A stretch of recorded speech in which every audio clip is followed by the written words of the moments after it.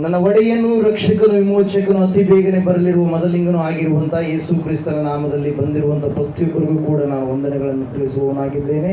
ದೇವರು ನಿಮ್ಮನ್ನು ಅತ್ಯಧಿಕವಾಗಿ ಆಶೀರ್ವಾದ ಮಾಡಲಿ. ಆತನ ಕರುಣೆ, ಕೃಪೆ, ಕಟಾಕ್ಷಗಳು ಯಾವಾಗಲೂ ಕೂಡ ನಿಮ್ಮ ಮೇಲೆ ಸದಾಕಾಲ ಇರಲಿ. ಆಮೇನ್, ಆಮೇನ್. ಓಕೆ, ಓದುವಾರ ನಾವು ಧ್ಯಾನ ಮಾಡಿದಂತ ವಾಕ್ಯ ಯಾವುದಾಗಿತ್ತು? ಯಾರಾದ್ರೂ ನೆನಪು ಮಾಡ್ತೀರಾ? ಓದುವಾರ ಯಾವ ವಿಷಯದ ಕುರಿತಾಗಿ ದೇವರು ನಮ್ಮೊಟ್ಟಿಗೆ ಮಾತನಾಡಿದರು?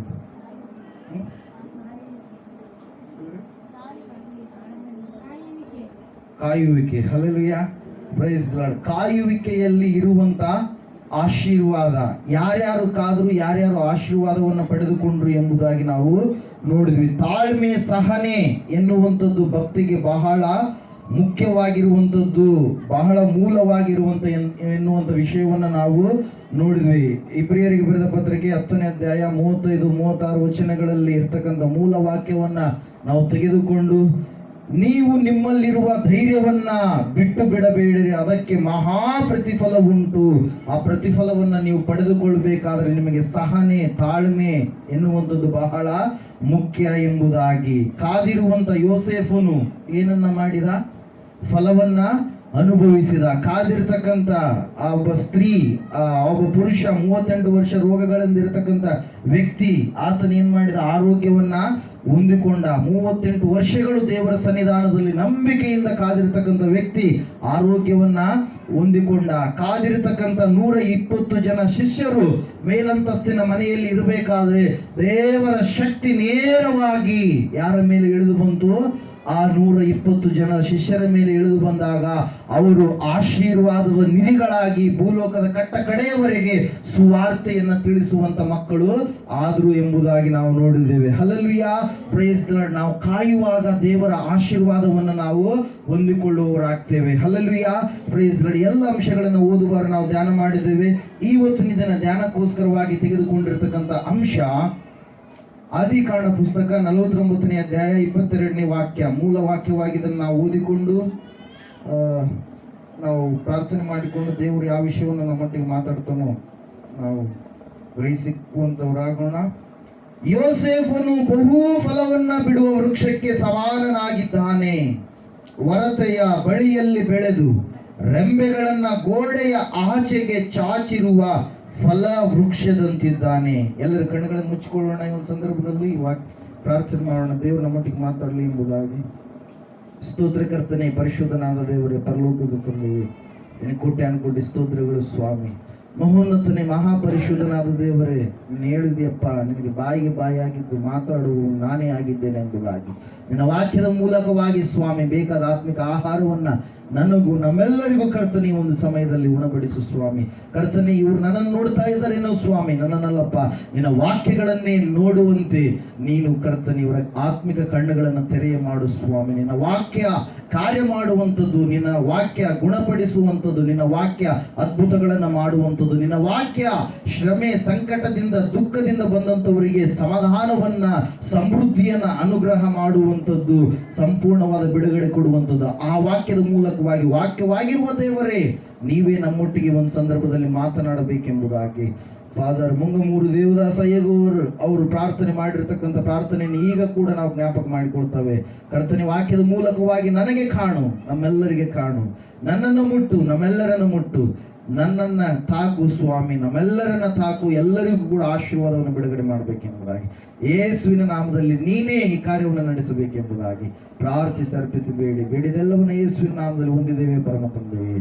ಆಮೇನ್, amen, amen. Hallelujah, praise the lord. ಈ ಲೋಕದಲ್ಲಿ ನಾವು ನೋಡುವಾಗ ಆಶೀರ್ವಾದ ಎನ್ನುವಂಥದ್ದು ಬಹಳ ಮಹತ್ತರವಾಗಿರುವಂಥದ್ದು. ಎಲ್ಲರೂ ಕೂಡ ನಾವು ಆಶೀರ್ವಾದವನ್ನೇ ಬೇಡುವವರಾಗಿರ್ತೀವಿ. ಆಶೀರ್ವಾದ ಎನ್ನುವಂಥದ್ದು ಪ್ರತಿಯೊಬ್ಬ ಮಾನವನು ಕೂಡ ನನಗೆ ಆಶೀರ್ವಾದವೇ ಬೇಕು ಎಂಬುದಾಗಿ ಏನ್ ಮಾಡ್ತಾ ಇರ್ತಾನೆ?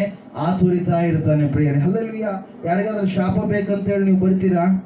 ಯಾರಿಗಾದ್ರೂ ನಮಗೆ ನಾವು ಬಡವರಾಗಿ ಇರಬೇಕು, ನಾವು ಕೊರತೆಯಲ್ಲಿ ಇರಬೇಕು, ನಾವು ಹಂಗೆ ಇನ್ನೂ ಸಂಕಟದಲ್ಲಿಯೇ, ಅಸಮಾಧಾನದಲ್ಲಿಯೇ, ಅಸಂತೋಷದಲ್ಲಿಯೇ, ಒಂದು ದಿಗ್ಭ್ರಮೆಯಲ್ಲಿಯೇ ನಾವು ಇರ್ಬೇಕಂತೇಳಿ ಯಾರಾದ್ರೂ ಇಷ್ಟಪಡ್ತಾರ? ಯಾರು ಇಷ್ಟಪಡೋದಿಲ್ಲ. ಎಲ್ಲರಿಗೂ ಕೂಡ ಆಶೀರ್ವಾದ ಎನ್ನುವಂಥದ್ದು ಮುಖ್ಯವಾಗಿದೆ ಪ್ರಿಯರು. ಇಲ್ಲಿ ನಾವು ನೋಡ್ತಾ ಇದ್ದೇವೆ, ಓದಿದಂತ ವೇದ ಭಾಗದಲ್ಲಿ ಒಬ್ಬ ವ್ಯಕ್ತಿ ಏನ್ ಮಾಡ್ತಾ ಇದ್ದಾನೆ? ಆಶೀರ್ವಾದ ಮಾಡ್ತಾ ಇದ್ದಾನೆ. ಯಾರಿಗೆ ಆಶೀರ್ವಾದ ಮಾಡ್ತಾ ಇದ್ದಾನೆ? ತಂದೆ ಕುಮಾರನಿಗೆ ಆಶೀರ್ವಾದವನ್ನ ಮಾಡ್ತಾ ಇದ್ದಾನೆ ಪ್ರಿಯರೇ. Hallelujah, praise the lord. ನಾವು ನೋಡ್ತಾ ಇರ್ತೀವಿ, ಚಿಕ್ಕ ಮಕ್ಕಳಾಗಿರುವಂತ ಸಂದರ್ಭದಲ್ಲಿ, ನಾವು ಸ್ಕೂಲಿಗೆ ಹೋಗುವಂತ ಸಂದರ್ಭದಲ್ಲಿ ನಮ್ಮ ಗುರುಗಳು ನಮ್ಮನ್ನು ಏನ್ ಮಾಡ್ತಾರೆ? ಆಶೀರ್ವದಿಸ್ತಾರೆ.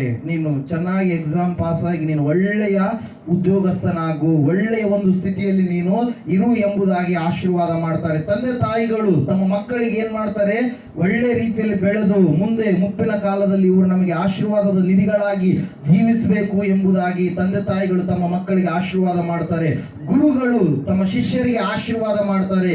ಅಯ್ಯನವರು ವಿಶ್ವಾಸಿಗಳಿಗೆ ಆಶೀರ್ವಾದವನ್ನ ಮಾಡ್ತಾರೆ. ಅದೇ ರೀತಿಯಾಗಿ ಸತ್ಯವೇದದಲ್ಲಿ ನಾವು ನೋಡ್ತಾ ಇದ್ದೇವೆ, ಅಬ್ರಹಾಮನು ತನ್ನ ಕುಮಾರನಾಗಿರ್ತಕ್ಕಂಥ ಇಸಾಕನಿಗೆ ತಾನು ಸಾಯುವುದಕ್ಕಿಂತ ಮುಂಚೆ ಏನ್ ಮಾಡಿದ? ಆಶೀರ್ವಾದವನ್ನ ಮಾಡಿದ. ಇಸಾಕನು ಯಾಕೋಬನಿಗೆ ಆಶೀರ್ವಾದವನ್ನ ಮಾಡಿದ. ಯಾಕೋಬನು ತನ್ನ ಮಕ್ಕಳು 12 ಜನ ಮಕ್ಕಳಿಗೆ ಏನ್ ಮಾಡ್ತಾ ಇದ್ದಾನೆ? ಒಬ್ಬೊಬ್ಬರನ್ನ ಕರೆದು ತಲೆ ಮೇಲೆ ಕೈಯನ್ನ ಇಟ್ಟು ಏನ್ ಮಾಡ್ತಾ ಇದ್ದಾನೆ? ಆಶೀರ್ವಾದವನ್ನ ಮಾಡ್ತಾ ಇದ್ದಾನೆ. ಆ ಆಶೀರ್ವಾದದ ವಾಕ್ಯವೇ ಈಗ ನಾವು ಓದಿರುವಂತದ್ದು ಪ್ರಿಯರೇ. ಇಲ್ಲಿ ನಾವು ನೋಡ್ತಾ ಇದ್ದೇವೆ, ಆಶೀರ್ವಾದ ಎನ್ನುವಂಥದ್ದು ಪ್ರವಚನಾತ್ಮಕವಾಗಿ ಅದು ಇರುವಂತದ್ದು. ಆಶೀರ್ವಾದ ಎನ್ನುವಂಥದ್ದು ಮುಂದೆ ನೆರವೇರುವಂತದ್ದಾಗಿರುತ್ತೆ ಪ್ರಿಯರೇ. ಹಲ್ಲೆಲೂಯಾ.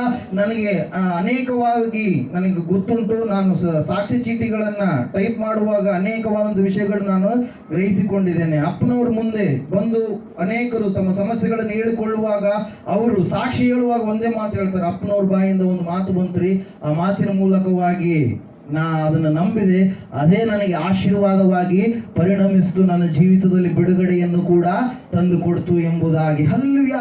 ಆಶೀರ್ವಾದವನ್ನು ನಾವು ಹೊಂದಿಕೊಳ್ಳಬೇಕಾದ್ರೆ ನಂಬಿಕೆ ಎನ್ನುವಂಥದ್ದು ಬಹಳ ಮುಖ್ಯ. ಆಶೀರ್ವಾದವನ್ನು ಪಡೆದುಕೊಳ್ಳಬೇಕಾದ್ರೆ ನಮಗೆ ನಿರೀಕ್ಷೆ ಎನ್ನುವಂಥದ್ದು ಕೂಡ ಬಹಳ ಮುಖ್ಯವಾಗಿ ಕಾಣುತ್ತೆ ಪ್ರಿಯರೇ. ಇಲ್ಲಿ ನಾವು ನೋಡ್ತಾ ಇದ್ದೇವೆ, ಆಶೀರ್ವಾದ ಆಶೀರ್ವಾದ ಆಶೀರ್ವಾದ. ದೇವರು ಯಾವಾಗಲೂ ಕೂಡ ಆಶೀರ್ವಾದವನ್ನ ತನ್ನನ್ನು ನಂಬಿದಂತ ಮಕ್ಕಳಿಗೆ ಅನುಗ್ರಹಿಸುವಂತ ದೇವರಾಗಿದ್ದಾನೆ. ಅರಣ್ಯಕಾಂಡ ಪುಸ್ತಕ 24ನೇ ಅಧ್ಯಾಯ 1ನೇ ವಾಕ್ಯ ಹೇಳುತ್ತೆ ಈ ರೀತಿಯಾಗಿ. ಒಂದು ಸಾರಿ ಅರಣ್ಯಕಾಂಡ ಪುಸ್ತಕ 24ನೇ ಅಧ್ಯಾಯ 1ನೇ ವಾಕ್ಯ ಓದಿದ್ರೆ ನಮ್ಗೆ ಗೊತ್ತಾಗುತ್ತೆ. ಇಸ್ರಾಯೇಲರಿಗೆ ಶುಭವಾಗಬೇಕೆಂಬುದೇ ಯೆಹೋವನ ಚಿತ್ತ. ಹಲ್ಲೆಲೂಯಾ. ಇಸ್ರಾಯೇಲರು ಅಂದ್ರೆ ಯಾರು? ಇವತ್ತಿನ ದಿನ ಅನೇಕರು ಅಂದುಕೊಳ್ತಾ ಇದ್ದಾರೆ, ಒಂದು ಗಡಿ ಭಾಗದಲ್ಲಿ ಜೀವಿಸುವಂತವರನ್ನ ಇಸ್ರಾಯೇಲರು ಎಂಬುದಾಗಿ ಸಂಬೋಧಿಸ್ತಾರೆ. ಇಸ್ರಾಯೇಲ್ ದೇಶದಲ್ಲಿ ವಾಸ ಮಾಡುವಂತವರೇ ಇಸ್ರಾಯೇಲರು ಎಂಬುದಾಗಿ ಸಂಬೋಧನೆ ಮಾಡ್ತಾರೆ ಪ್ರೇರ. ಆದ್ರೆ ನಿಜವಾಗಿ ಇಸ್ರಾಯೇಲರು ಅಂದ್ರೆ ಯಾರು? ಇಸ್ರಾಯೇಲ್ ಎನ್ನುವಂತ ಒಂದು ಹೆಸರು ಎಲ್ಲಿಂದ ಬಂದಿರುವಂತದ್ದು ಎಂಬುದಾಗಿ ನಾವು ನೋಡುವಾಗ, ಯಾಕೋಬನು ತನ್ನ ತಂದೆಯ ಮನೆಯನ್ನ ಬಿಟ್ಟು ಹೋಗುವಾಗ ಮೋಸ ಮಾಡಿ ತನ್ನ ತಂದೆಯ ಮನೆಯನ್ನ ಬಿಟ್ಟು ಹೋಗ್ತಾನೆ. ಪುನಃ ತನ್ನ ತಂದೆಗೆ ಮನೆಗೆ ಬರಬೇಕಾದ್ರೆ ಆತನು ದೇವರೊಟ್ಟಿಗೆ ಹೋರಾಟ ಮಾಡಿದಾಗ ಅವಾಗ ದೇವರಲ್ಲಿ ಬೇಡಿಕೊಳ್ತಾನೆ, ನನಗೆ ಈ ಹೆಸರು ಬೇಡ, ನನ್ನನ್ನು ಆಶೀರ್ವಾದ ಮಾಡು, ನನ್ನನ್ನು ಆಶೀರ್ವಾದ ಮಾಡಲಾರದ ಈ ಸ್ಥಳವನ್ನ ಬಿಟ್ಟು ನಾನು ಮುಂದಕ್ಕೆ ಹೋಗೋದಿಲ್ಲ, ನನಗೆ ಆಶೀರ್ವಾದ ಮಾಡು ಎಂಬುದಾಗಿ ಕೇಳಿದಾಗ ಅವಾಗ ದೇವರು ಏನ್ ಮಾಡ್ತಾನೆ? ಯೆಹೋವನ ದೂತ ಏನ್ ಮಾಡ್ತಾನೆ? ಆತನಿಗೆ ಇನ್ನು ಮುಂದೆ ನೀನು ಇಸ್ರಾಯೇಲ್ ಎಂಬುದಾಗಿ ಕರೆಯಿಸಿಕೊಳ್ತೀಯಾ? ಏನೆಂಬುದಾಗಿ ಕರೆಯಿಸಿಕೊಳ್ತೀಯಾ? ಇಸ್ರಾಯೇಲ್ ಎಂಬುದಾಗಿ ನೀನು ಕರೆಯಿಸಿಕೊಳ್ತೀಯ ಎಂಬುದಾಗಿ ಅಲ್ಲಿ ಸಂಬೋಧನೆ ಮಾಡುವಂತದನ್ನು ನಾವು ನೋಡ್ತೀವಿ. ಯೇಸು ಸ್ವಾಮಿ ಕೂಡ ತನ್ನ ಸೇವೆಯ ಪ್ರಾರಂಭದಲ್ಲಿ, ನೀವು ಯೋಹಾನ ಬರೆದ ಸುವಾರ್ತೆ 1ನೇ ಅಧ್ಯಾಯ ನೀವು ನೋಡಿದಾಗ, ಒಂದು ಅಂಜೂರದ ಮರದ ಕೆಳಗಡೆ ಒಬ್ಬ ವ್ಯಕ್ತಿ ಏನ್ ಮಾಡ್ತಾ ಇರ್ತಾನೆ? ದೇವರಲ್ಲಿ ಪ್ರಾರ್ಥನೆ ಮಾಡ್ತಾ ಇರ್ತಾನೆ. ಆ ಒಂದು ಪ್ರಾರ್ಥನೆ ಮಾಡುವಾಗ ಯೇಸು ಸ್ವಾಮಿ ಒಂದು ಮಾತನ್ನು ಹೇಳ್ತಾರೆ. ಏನಂತ ಹೇಳಂದ್ರೆ, ಇವನು ನಿಜವಾದಂತ ಇಸ್ರಾಯೇಲನು, ಇವನಲ್ಲಿ ಕಪಟವಿಲ್ಲ ಎಂಬುದಾಗಿ. ಹಲ್ಲೆಲೂಯಾ. ಕಪಟವಿಲ್ಲದ ಇರುವಂತವರೇ, ದೇವರೊಂದಿಗೆ ಹೋರಾಡಿ ಗೆದ್ದಂತವರೇ, ನಿಜವಾದ ದೇವರನ್ನ ತಿಳಿದುಕೊಂಡಂತವರೇ ಯಾರಾಗಿದ್ದಾರೆ? ಇಸ್ರಾಯೇಲ್ಯರಾಗಿದ್ದಾರೆ. ಆ ಇಸ್ರಾಯೇಲ್ಯರು ಬೇರೆ ಯಾರು ಅಲ್ಲ, ನಾನು ನೀವೆಲ್ಲರೂ ಕೂಡ ಆಗಿದ್ದೇವೆ ಪ್ರಿಯರೇ. ಹಲ್ಲೆಲೂಯಾ. ದೇವರ ಚಿತ್ತ, ದೇವರ ಒಂದು ಚಿತ್ತ ಏನಂದ್ರೆ ಇಸ್ರಾಯೇಲ್ಯರನ್ನ ಆಶೀರ್ವದಿಸಬೇಕೆಂಬುದೇ ದೇವರ ಚಿತ್ತ ಎಂಬುದಾಗಿ ಅಲ್ಲಿ ಯಾರು ಗ್ರಹಿಸಿಕೊಳ್ತಾ ಇದ್ದಾರೆ? ಬಿಳಾಮನು ಎನ್ನುವಂತ ಒಬ್ಬ ವ್ಯಕ್ತಿ. ಹಲ್ಲೆಲೂಯಾ. ಇಲ್ಲಿ ನಾವು ನೋಡ್ತಾ ಇದ್ದೇವೆ, ತಂದೆಯಾಗಿರ್ತಕ್ಕಂಥ ಯಾಕೋಬನು ತನ್ನ 11ನೆಯ ಮಗನಾಗಿರತಕ್ಕಂಥ ಯೋಸೇಫನನ್ನ ಕರೆದು 10 ಜನರಿಗೆ ಆಶೀರ್ವಾದ ಮಾಡಿದಾನೆ. 10 ಜನರಿಗೆ ಆಶೀರ್ವಾದ ಮಾಡಿದ್ಮೇಲೆ ಈ ಯೋಸೇಫನನ್ನ ಕರೆದು ಏನ್ ಮಾಡ್ತಾ ಇದ್ದಾನೆ? ಆಶೀರ್ವಾದ ಮಾಡ್ತಾ ಇದ್ದಾನೆ. ಅದೇ ಆಶೀರ್ವಾದ ಯಾವ ಆಶೀರ್ವಾದ ಅದು? ಈಗ ನಾವು ಓದಿದ್ವಲ್ಲ ವಾಕ್ಯ, ಒಂದ್ಸಾರಿ ತೆಗಿರಿ. 49ನೇ ಅಧ್ಯಾಯ ಆದಿಕಾಂಡ ಪುಸ್ತಕ ಓದ್ರಿ ಒಂದ್ಸಾರಿ. ಯೋಸೇಫನು ಬಹು ಫಲವನ್ನು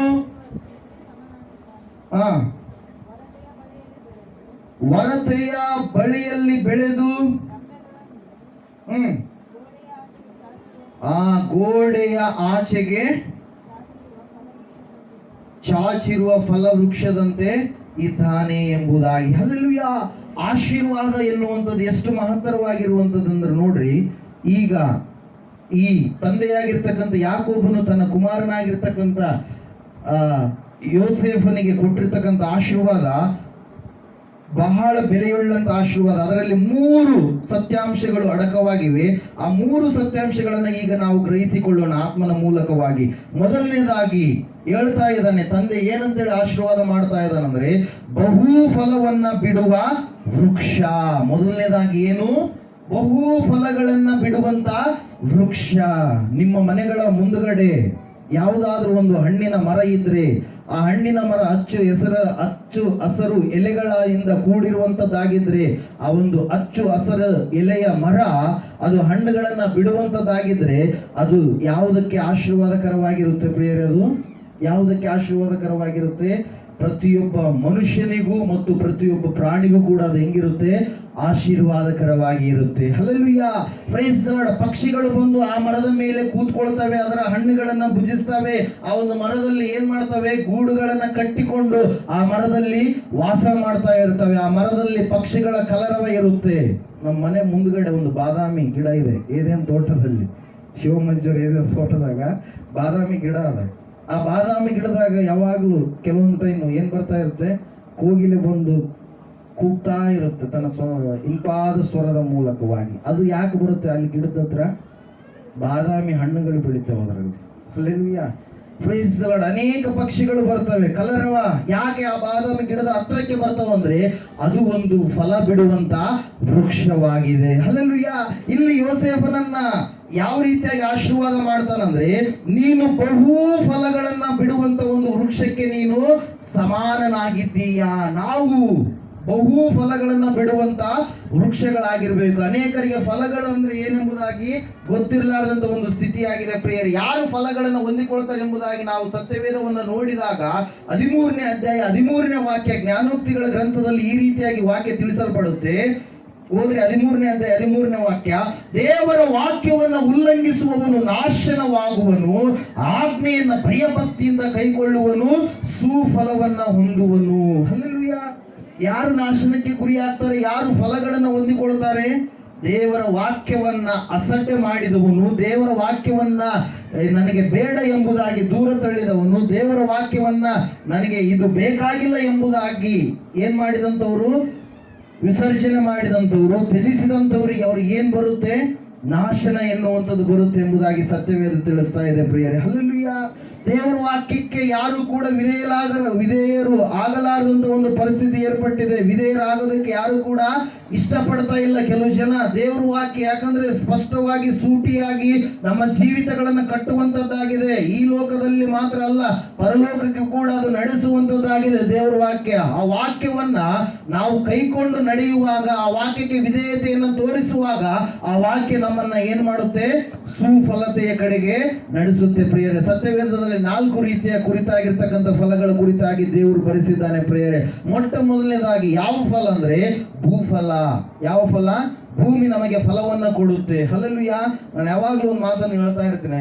ಹೊನ್ನಳ್ಳಿ ಸಭೆ ಮತ್ತು ಚಳ್ಳಕೆರೆ ಸಭೆಗಳಿಗೆ ಹೋದಂತ ಸಂದರ್ಭದಲ್ಲಿ ಬ್ಯಾಂಕ್ನಾಗ ದುಡ್ಡು ಹಾಕಿದ್ರೆ ತಿಂಗಳಿಗೆ ಜಗ್ಗಿ ಬರಲ್ಲ, ದುಡ್ಡು ಬರ್ತಾವ, ಇಂಟ್ರೆಸ್ಟ್ ಬಹಳ ಕೊಡ್ತಾರ? ಕೊಡಲ್ಲ. ಮನುಷ್ಯರು ಮಾಡಿರುವಂಥದ್ದು ಅದೇ ಇನ್ನೊಂದು ಐತ್ರಿ, ಕಾನೂನು ಬಾಹಿರ ಚಟುವಟಿಕೆ. ಅದಕ್ಕೆ ಹಾಕಿದ್ರಪ್ಪ ಅಂದ್ರೆ ಒಂದ್ಸರಿ ಕೊಟ್ಟಂಗೆ ಮಾಡ್ತಾರ ಅವರು. ಯಾಕಂದ್ರೆ ಇನ್ನೊಂದ್ಸರಿ ಆಡ್ಬೇಕಲ್ಲ ಮತ್ತೆ. ಒಂದ್ಸರಿ ಕೊಟ್ಟಂಗೆ ಮಾಡ್ತಾರ, ಆಯ್ತು ಇವ್ರಿಗೆ ಜಗ್ಗಿ ಬಂದಂಗೆ ಆಗಿಬಿಡುತ್ತ, ಇದ್ದಿದ್ದೆಲ್ಲ ಹಾಕಿಬಿಡ್ತಾರ. ಕುಟುಂಬಗಳು ಸರ್ವನಾಶ ಆಗ್ತಾವ, ಮಕ್ಕಳೆಲ್ಲ ಬೀದಿ ಪಾಲಾಗ್ತಾರ, ಮದ್ಯಪಾನ ಚಟಕ್ಕೆ ಬಲಿಯಾಗಿ ಕುಟುಂಬಗಳು ಏನಾಗ್ತವೆ? ಒಡೆದು ಹೋಗ್ತವೆ ಪ್ರಿಯರೇ. ಹಲ್ಲೆಲೂಯಾ. ಇಲ್ಲಿ ನಾನು ಹೇಳ್ತಾ ಇದ್ದೀನಿ, ಹೇಳುವಂತ ವಿಷಯ ಏನಂದ್ರೆ ಭೂಫಲ. ಮೊದಲನೇ ಫಲ ಯಾವುದು? ಭೂಫಲ. ಭೂಫಲ ಅಂದ್ರೆ ನಾವು ಒಂದೇ ಬೀಜ ಹಾಕ್ತೀವಿ ಭೂಮಿಯಲ್ಲಿ. ಹಲ್ಲೆಲೂಯಾ. ಭೂಮಿಯನ್ನು ಉಂಟು ಮಾಡಿದವರು ಯಾರು? ದೇವರು. ಒಂದೇ ಬೀಜ ಹಾಕೋದು, ಒಂದೇ ಜೋಳದ ಕಾಳು ಹಾಕೋದು, ಆದ್ರೆ ಅದು ಹೆಂಗ್ ಬೆಳೆಯುತ್ತೆ? ಒಂದೇ ಬೀಜದಿಂದ ಸುಮಾರು ಸಾವಿರಾರು ಬೀಜಗಳು ಒಂದು ತೆನೆಯಲ್ಲಿ ಇರುವಂತದ್ದಾಗಿರುತ್ತೆ ಪ್ರಿಯರೇ. ಹಲ್ಲೆಲೂಯಾ. ಮೊದಲನೇದಾಗಿ ಭೂಫಲ. ಎರಡನೇದಾಗಿ ಯಾವ ಫಲ ಅಂತ ಕುರಿತಾಗಿ ಸತ್ಯವೇದ ಹೇಳುತ್ತಂದ್ರೆ ಗರ್ಭಫಲ. ಹಲ್ಲೆಲೂಯಾ. ಯಾವ ಫಲ? ಗರ್ಭಫಲ. ಮೊದಲನೇದಾಗಿ ಭೂಫಲ, ಎರಡನೇದಾಗಿ ಗರ್ಭಫಲ. ಗರ್ಭಫಲ ಎಂದ್ರೆ ಏನು? ಮಕ್ಕಳನ್ನ ಕಾಣುವಂತ ಮಹಾಭಾಗ್ಯ ದೇವರು ಪ್ರತಿಯೊಬ್ಬರಿಗೂ ಕೊಟ್ಟಿದ್ದಾನೆ. ಯಾರು ಕೂಡ ಅದರಿಂದ ಅಸಮಾಧಾನ ಹೊಂದಿಕೊಳ್ಳೋದಕ್ಕೆ ಆಸ್ಪದ ಇಲ್ಲ. ದೇವರ ಸನ್ನಿಧಾನದಲ್ಲಿ ಬರುವಂತ ಪ್ರತಿಯೊಬ್ಬರಿಗೂ ಕೂಡ ದೇವರು ಏನ್ ಮಾಡ್ತಾನೆ? ಕಾರ್ಯಗಳನ್ನ ಮಾಡ್ತಾನೆ ಪ್ರಿಯರೇ. ನಂಬಿಕೆ ಎನ್ನುವಂಥದ್ದು ಬಹಳ ಮುಖ್ಯ. ಮೂರನೇದಾಗಿ ಫಲ ಯಾವುದಂದ್ರೆ, ಇದು ಬಹಳ ಮುಖ್ಯವಾಗಿರುವಂತದ್ದು. ಯಾವ ಫಲ ಅಂದ್ರೆ ಮನಸ್ಸಿನ ಫಲ. ಯಾವ ಫಲ? ಮನಸ್ಸಿನ ಫಲ.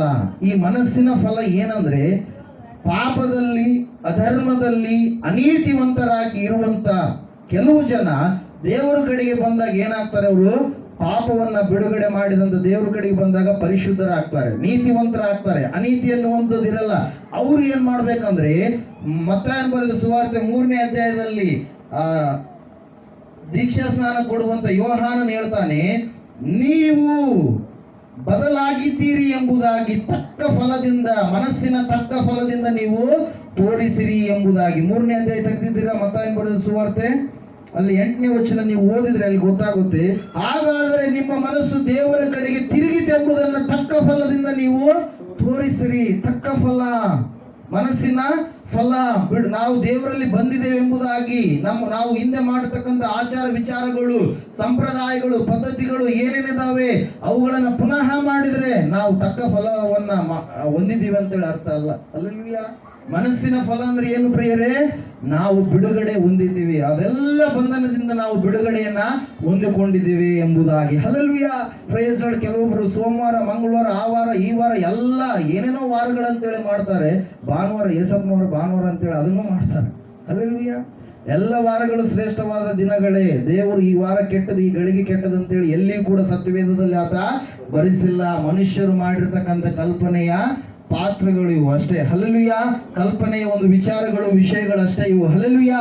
ಇಲ್ಲಿ ನಾವು ನೋಡ್ತಾ ಇದ್ದೇವೆ, ಮೊದಲನೇದಾಗಿ ಭೂಫಲ, ಎರಡನೇದಾಗಿ ಗರ್ಭಫಲ, ಮೂರನೇದಾಗಿ ದೇವರು ಮಕ್ಕಳಾಗಿದ್ದೀವಿ ಎಂಬುದಾಗಿ ತಕ್ಕ ಫಲವನ್ನು ನಾವು ತೋರಿಸಬೇಕು. ನಾಲ್ಕನೇದಾಗಿ ನಾವು ನೋಡ್ತಾ ಇದ್ದೇವೆ ಆತ್ಮನ ಫಲಗಳು. ಗಲಾತ್ಯದವರಿಗೆ ಬರೆದ ಪತ್ರಿಕೆ 5ನೇ ಅಧ್ಯಾಯ 22-23 ವಚನಗಳಲ್ಲಿ ನಾವು ನೋಡ್ತಾ ಇದ್ದೇವೆ. ದೇವರ ಆತ್ಮನಿಂದ ಉಂಟಾಗುವ ಫಲವೇನೆಂದರೆ ಪ್ರೀತಿ, ಸಂತೋಷ, ಸಮಾಧಾನ, ತ್ಯಾಗ, ದೀರ್ಘ ಶಾಂತಿ ಎಂಬುದಾಗಿ, ಶಮೆ, ದಮ ಎಂಬುದಾಗಿ 9 ಫಲಗಳ ಕುರಿತಾಗಿ ಸತ್ಯವೇದ ಏನ್ ಮಾಡುತ್ತೆ? ಮಾತಾಡುತ್ತೆ ಪ್ರಿಯರೇ. ಹಲ್ಲೆಲೂಯಾ. ಆದ್ರೆ ಇಲ್ಲಿ ತಂದೆಯಾಗಿರ್ತಕ್ಕಂಥ ಯಾಕೋಬನು, ನೀನು ಬಹು ಫಲಗಳು, ಎಲ್ಲಾ ರೀತಿಯಿಂದಲೂ ಫಲಗಳನ್ನು ಅನುಭವಿಸುವಂತ ವ್ಯಕ್ತಿ ನೀನು ಆಗಬೇಕು. ಹಲ್ಲೆಲೂಯಾ.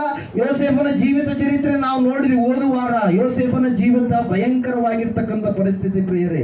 ಸ್ವಂತ ಅಣ್ಣಂದಿರ ಯೋಗಕ್ಷೇಮವನ್ನ ವಿಚಾರ ಮಾಡ್ಬೇಕಂತೇಳಿ ಅಡವಿಯಲ್ಲಿ ಕುರಿಗಳನ್ನ ಮೇಯಿಸುವಂತ ಸ್ಥಿತಿಯಲ್ಲಿ ಇರಬೇಕಾದ್ರೆ ಬುತ್ತಿಯನ್ನ ತೆಗೆದುಕೊಂಡು ಹೋಗಿರ್ತಕ್ಕಂಥ ಯೋಸೇಫನನ್ನ ಅವ್ರಿಗೆ ಊಟ ಕೊಟ್ಟು ಯೋಗಕ್ಷೇಮ ವಿಚಾರಿಸಿ ಮನೆಗೆ ಬರ್ಬೇಕಂತೇಳಿ ಅಂದುಕೊಂಡಿರ್ತಕ್ಕಂಥ ಯೋಸೇಫನನ್ನ ಸ್ವಂತ ಅಣ್ಣಂದ್ರೆ 20 ರೂಪಾಯಿ ಬೆಳ್ಳಿ ನಾಣ್ಯಗಳಿಗೆ ಏನ್ ಮಾಡ್ತಾರೆ ಪ್ರಿಯರೇ. ಹಲ್ಲೆಲೂಯಾ.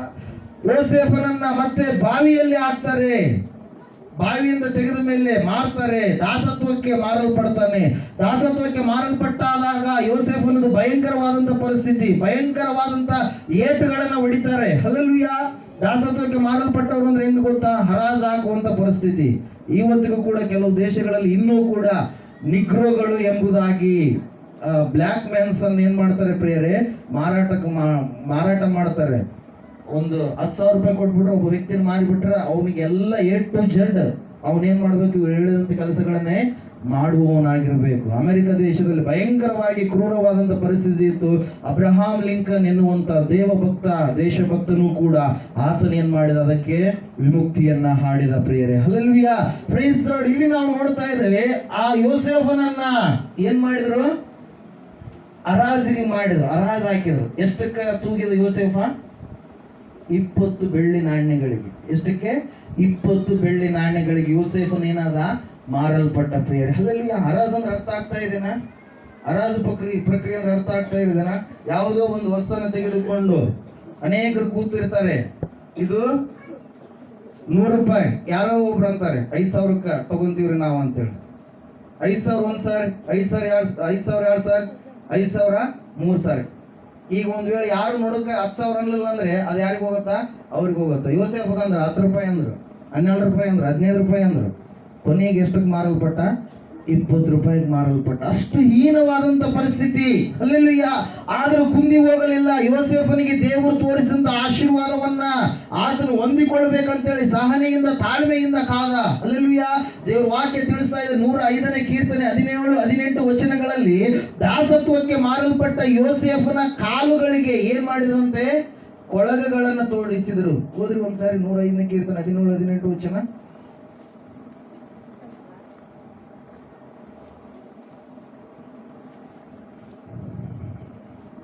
ಅವನ ಕಾಲುಗಳು ಕೊಳದಲ್ಲಿ ನೊಂದವು, ಕಬ್ಬಿಣದ ಬೇಡಿಗಳಿಂದ ಅವನು ಬಂಧಿತನಾದನು ಎಂಬುದಾಗಿ. ಹಲ್ಲೆಲೂಯ. ಆ ರೀತಿಯಾಗಿರ್ತಕ್ಕಂಥ ಯೋಸೇಫನ ಜೀವಿತದಲ್ಲಿ ಈಗ ಏನಾಗ್ತಾ ಇದೆ? ಫಲ, ಬಹು ಫಲಗಳನ್ನು ನೀನು ಹೊಂದಿಕೊಳ್ತೀಯ ಎನ್ನುವಂತ ಆಶೀರ್ವಾದವನ್ನು ತನ್ನ ತಂದೆ ಮಾಡ್ತಾ ಇದ್ದಾನೆ ಪ್ರಿಯರೇ. ಹಲ್ಲೆಲೂಯ. Praise the Lord. ವಾಕ್ಯ ಕೇಳೋರಲ್ಲಿ ಎಷ್ಟು ಜನ ಇರ್ತಾರಂತೆ? 7 ಗುಂಪುಗಳು ಇರ್ತಾವೆ. ಹೇಳಿದ್ದೆ ಒಂದ್ಸರಿ ನೆನಪು ಮಾಡ್ತೀನಿ. ಈಗ ಮೊದಲನೇ ಗುಂಪು ಎಂತ ಗುಂಪು ಅಂದ್ರೆ ಛತ್ರಿ ಕೆಳಗಡೆ ಇದ್ದುಕೊಂಡು ವಾಕ್ಯವನ್ನ ಕೇಳುವಂತವ್ರು. ವಾಕ್ಯವನ್ನ ಗ್ರಹಿಸಿಕೊಳ್ಳೋದಿಲ್ಲ ಅವರು. ಏನಾಗ್ತಾ ಇರ್ತವೆ? ವಾಕ್ಯ ಛತ್ರಿ ಹಿಡ್ಕೊಂಡು ಮಳೆಗ ಹೆಂಗ ನಿಂತ್ರಪ್ಪ ಅಂದ್ರೆ ಮಳೆ ಹನಿಗಳೆಲ್ಲ ಛತ್ರಿಗೆ ಬಿದ್ದು ಕೆಳಗಡೆ ಬೀಳ್ತಾ ಇರ್ತಾವೋ, ಅದರಂಗೆ ಇವರು ವಾಕ್ಯವನ್ನ ಏನ್ ಮಾಡಲ್ಲ? ಗ್ರಹಿಸಿಕೊಳ್ಳೋದಿಲ್ಲ. ವಾಕ್ಯದಲ್ಲಿ ಇರ್ತಕ್ಕಂಥ ಒಂದು ಆಳವನ್ನ ಏನ್ ಮಾಡಲ್ಲ? ತಿಳಿದುಕೊಳ್ಳೋದಿಲ್ಲ. ಛತ್ರಿ ಕೆಳಗೆ ಕುಂತ್ಕೊಂಡಿರ್ತಾರೆ. ಮಂದಿರಕ್ಕೆ ಬಂದು ಇಲ್ಲಿ ಯಾರಿಗೋ ಹೇಳಕತ್ತಿರ್ಬಿಟ್ರಿ ನಮ್ದಲ್ಲೇನು ಅಂತೇಳಿ ಕುಂತ್ಕೊಂಡಿರ್ತಾರೆ. ಅವ್ರಿಗೆ ವಾಕ್ಯ ಒಳಗಡೆ ಒಂದು ಕೂಡ ಹೋಗಲ್ಲ. ಅಲ್ಲೆಲ್ಲೂಯ್ಯ. 2ನೇ ಗುಂಪು ಯಾವ ಗುಂಪು ಅಂದ್ರೆ ವಿಮರ್ಶನಾತ್ಮಕವಾಗಿ ನೋಡುವಂತ ಗುಂಪು. ಈ ಗುಂಪು ಏನಂದ್ರೆ ಅಯ್ಯರು ಎಲ್ಲಿ ತಪ್ಪು ಹೇಳ್ತಾರೋ, ಅಯ್ಯರು ಎಲ್ಲಿ ಫಾಲ್ಟ್ ಮಾಡ್ತಾರೋ, ಅಯ್ಯರು ವಾಕ್ಯ ಹೇಳುವಾಗ ಆ ವಾಕ್ಯ ಹೇಳೋದು ಇನ್ನೊಂದು ವಾಕ್ಯ ಹೇಳಿದ್ರೇನು ಅಂತೇಳಿ ವಿಮರ್ಶನಾತ್ಮಕವಾಗಿ ನೋಡುವಂತ ಗುಂಪುನು ಕೂಡ ಬಂದಿರುತ್ತೆ ಮಂದಿರಕ್ಕೆ. ಅಲ್ಲೆಲ್ಲೂಯ್ಯ. Praise the Lord. ಇವ್ರಿಗೆ ವಾಕ್ಯ ಹೋಗಲ್ಲ. ಇವ್ರು ಎಲ್ಲಿ ಅಯ್ಯರ್ ಫಾಲ್ಟ್ ಮಾಡ್ತಾರೆ ಅದನ್ನೇ ನೋಡ್ತಾ ಇರ್ತಾರೆ, ಅದನ್ನೇ ಟಾರ್ಗೆಟ್ ಮಾಡ್ತಾ ಇರ್ತಾರೆ.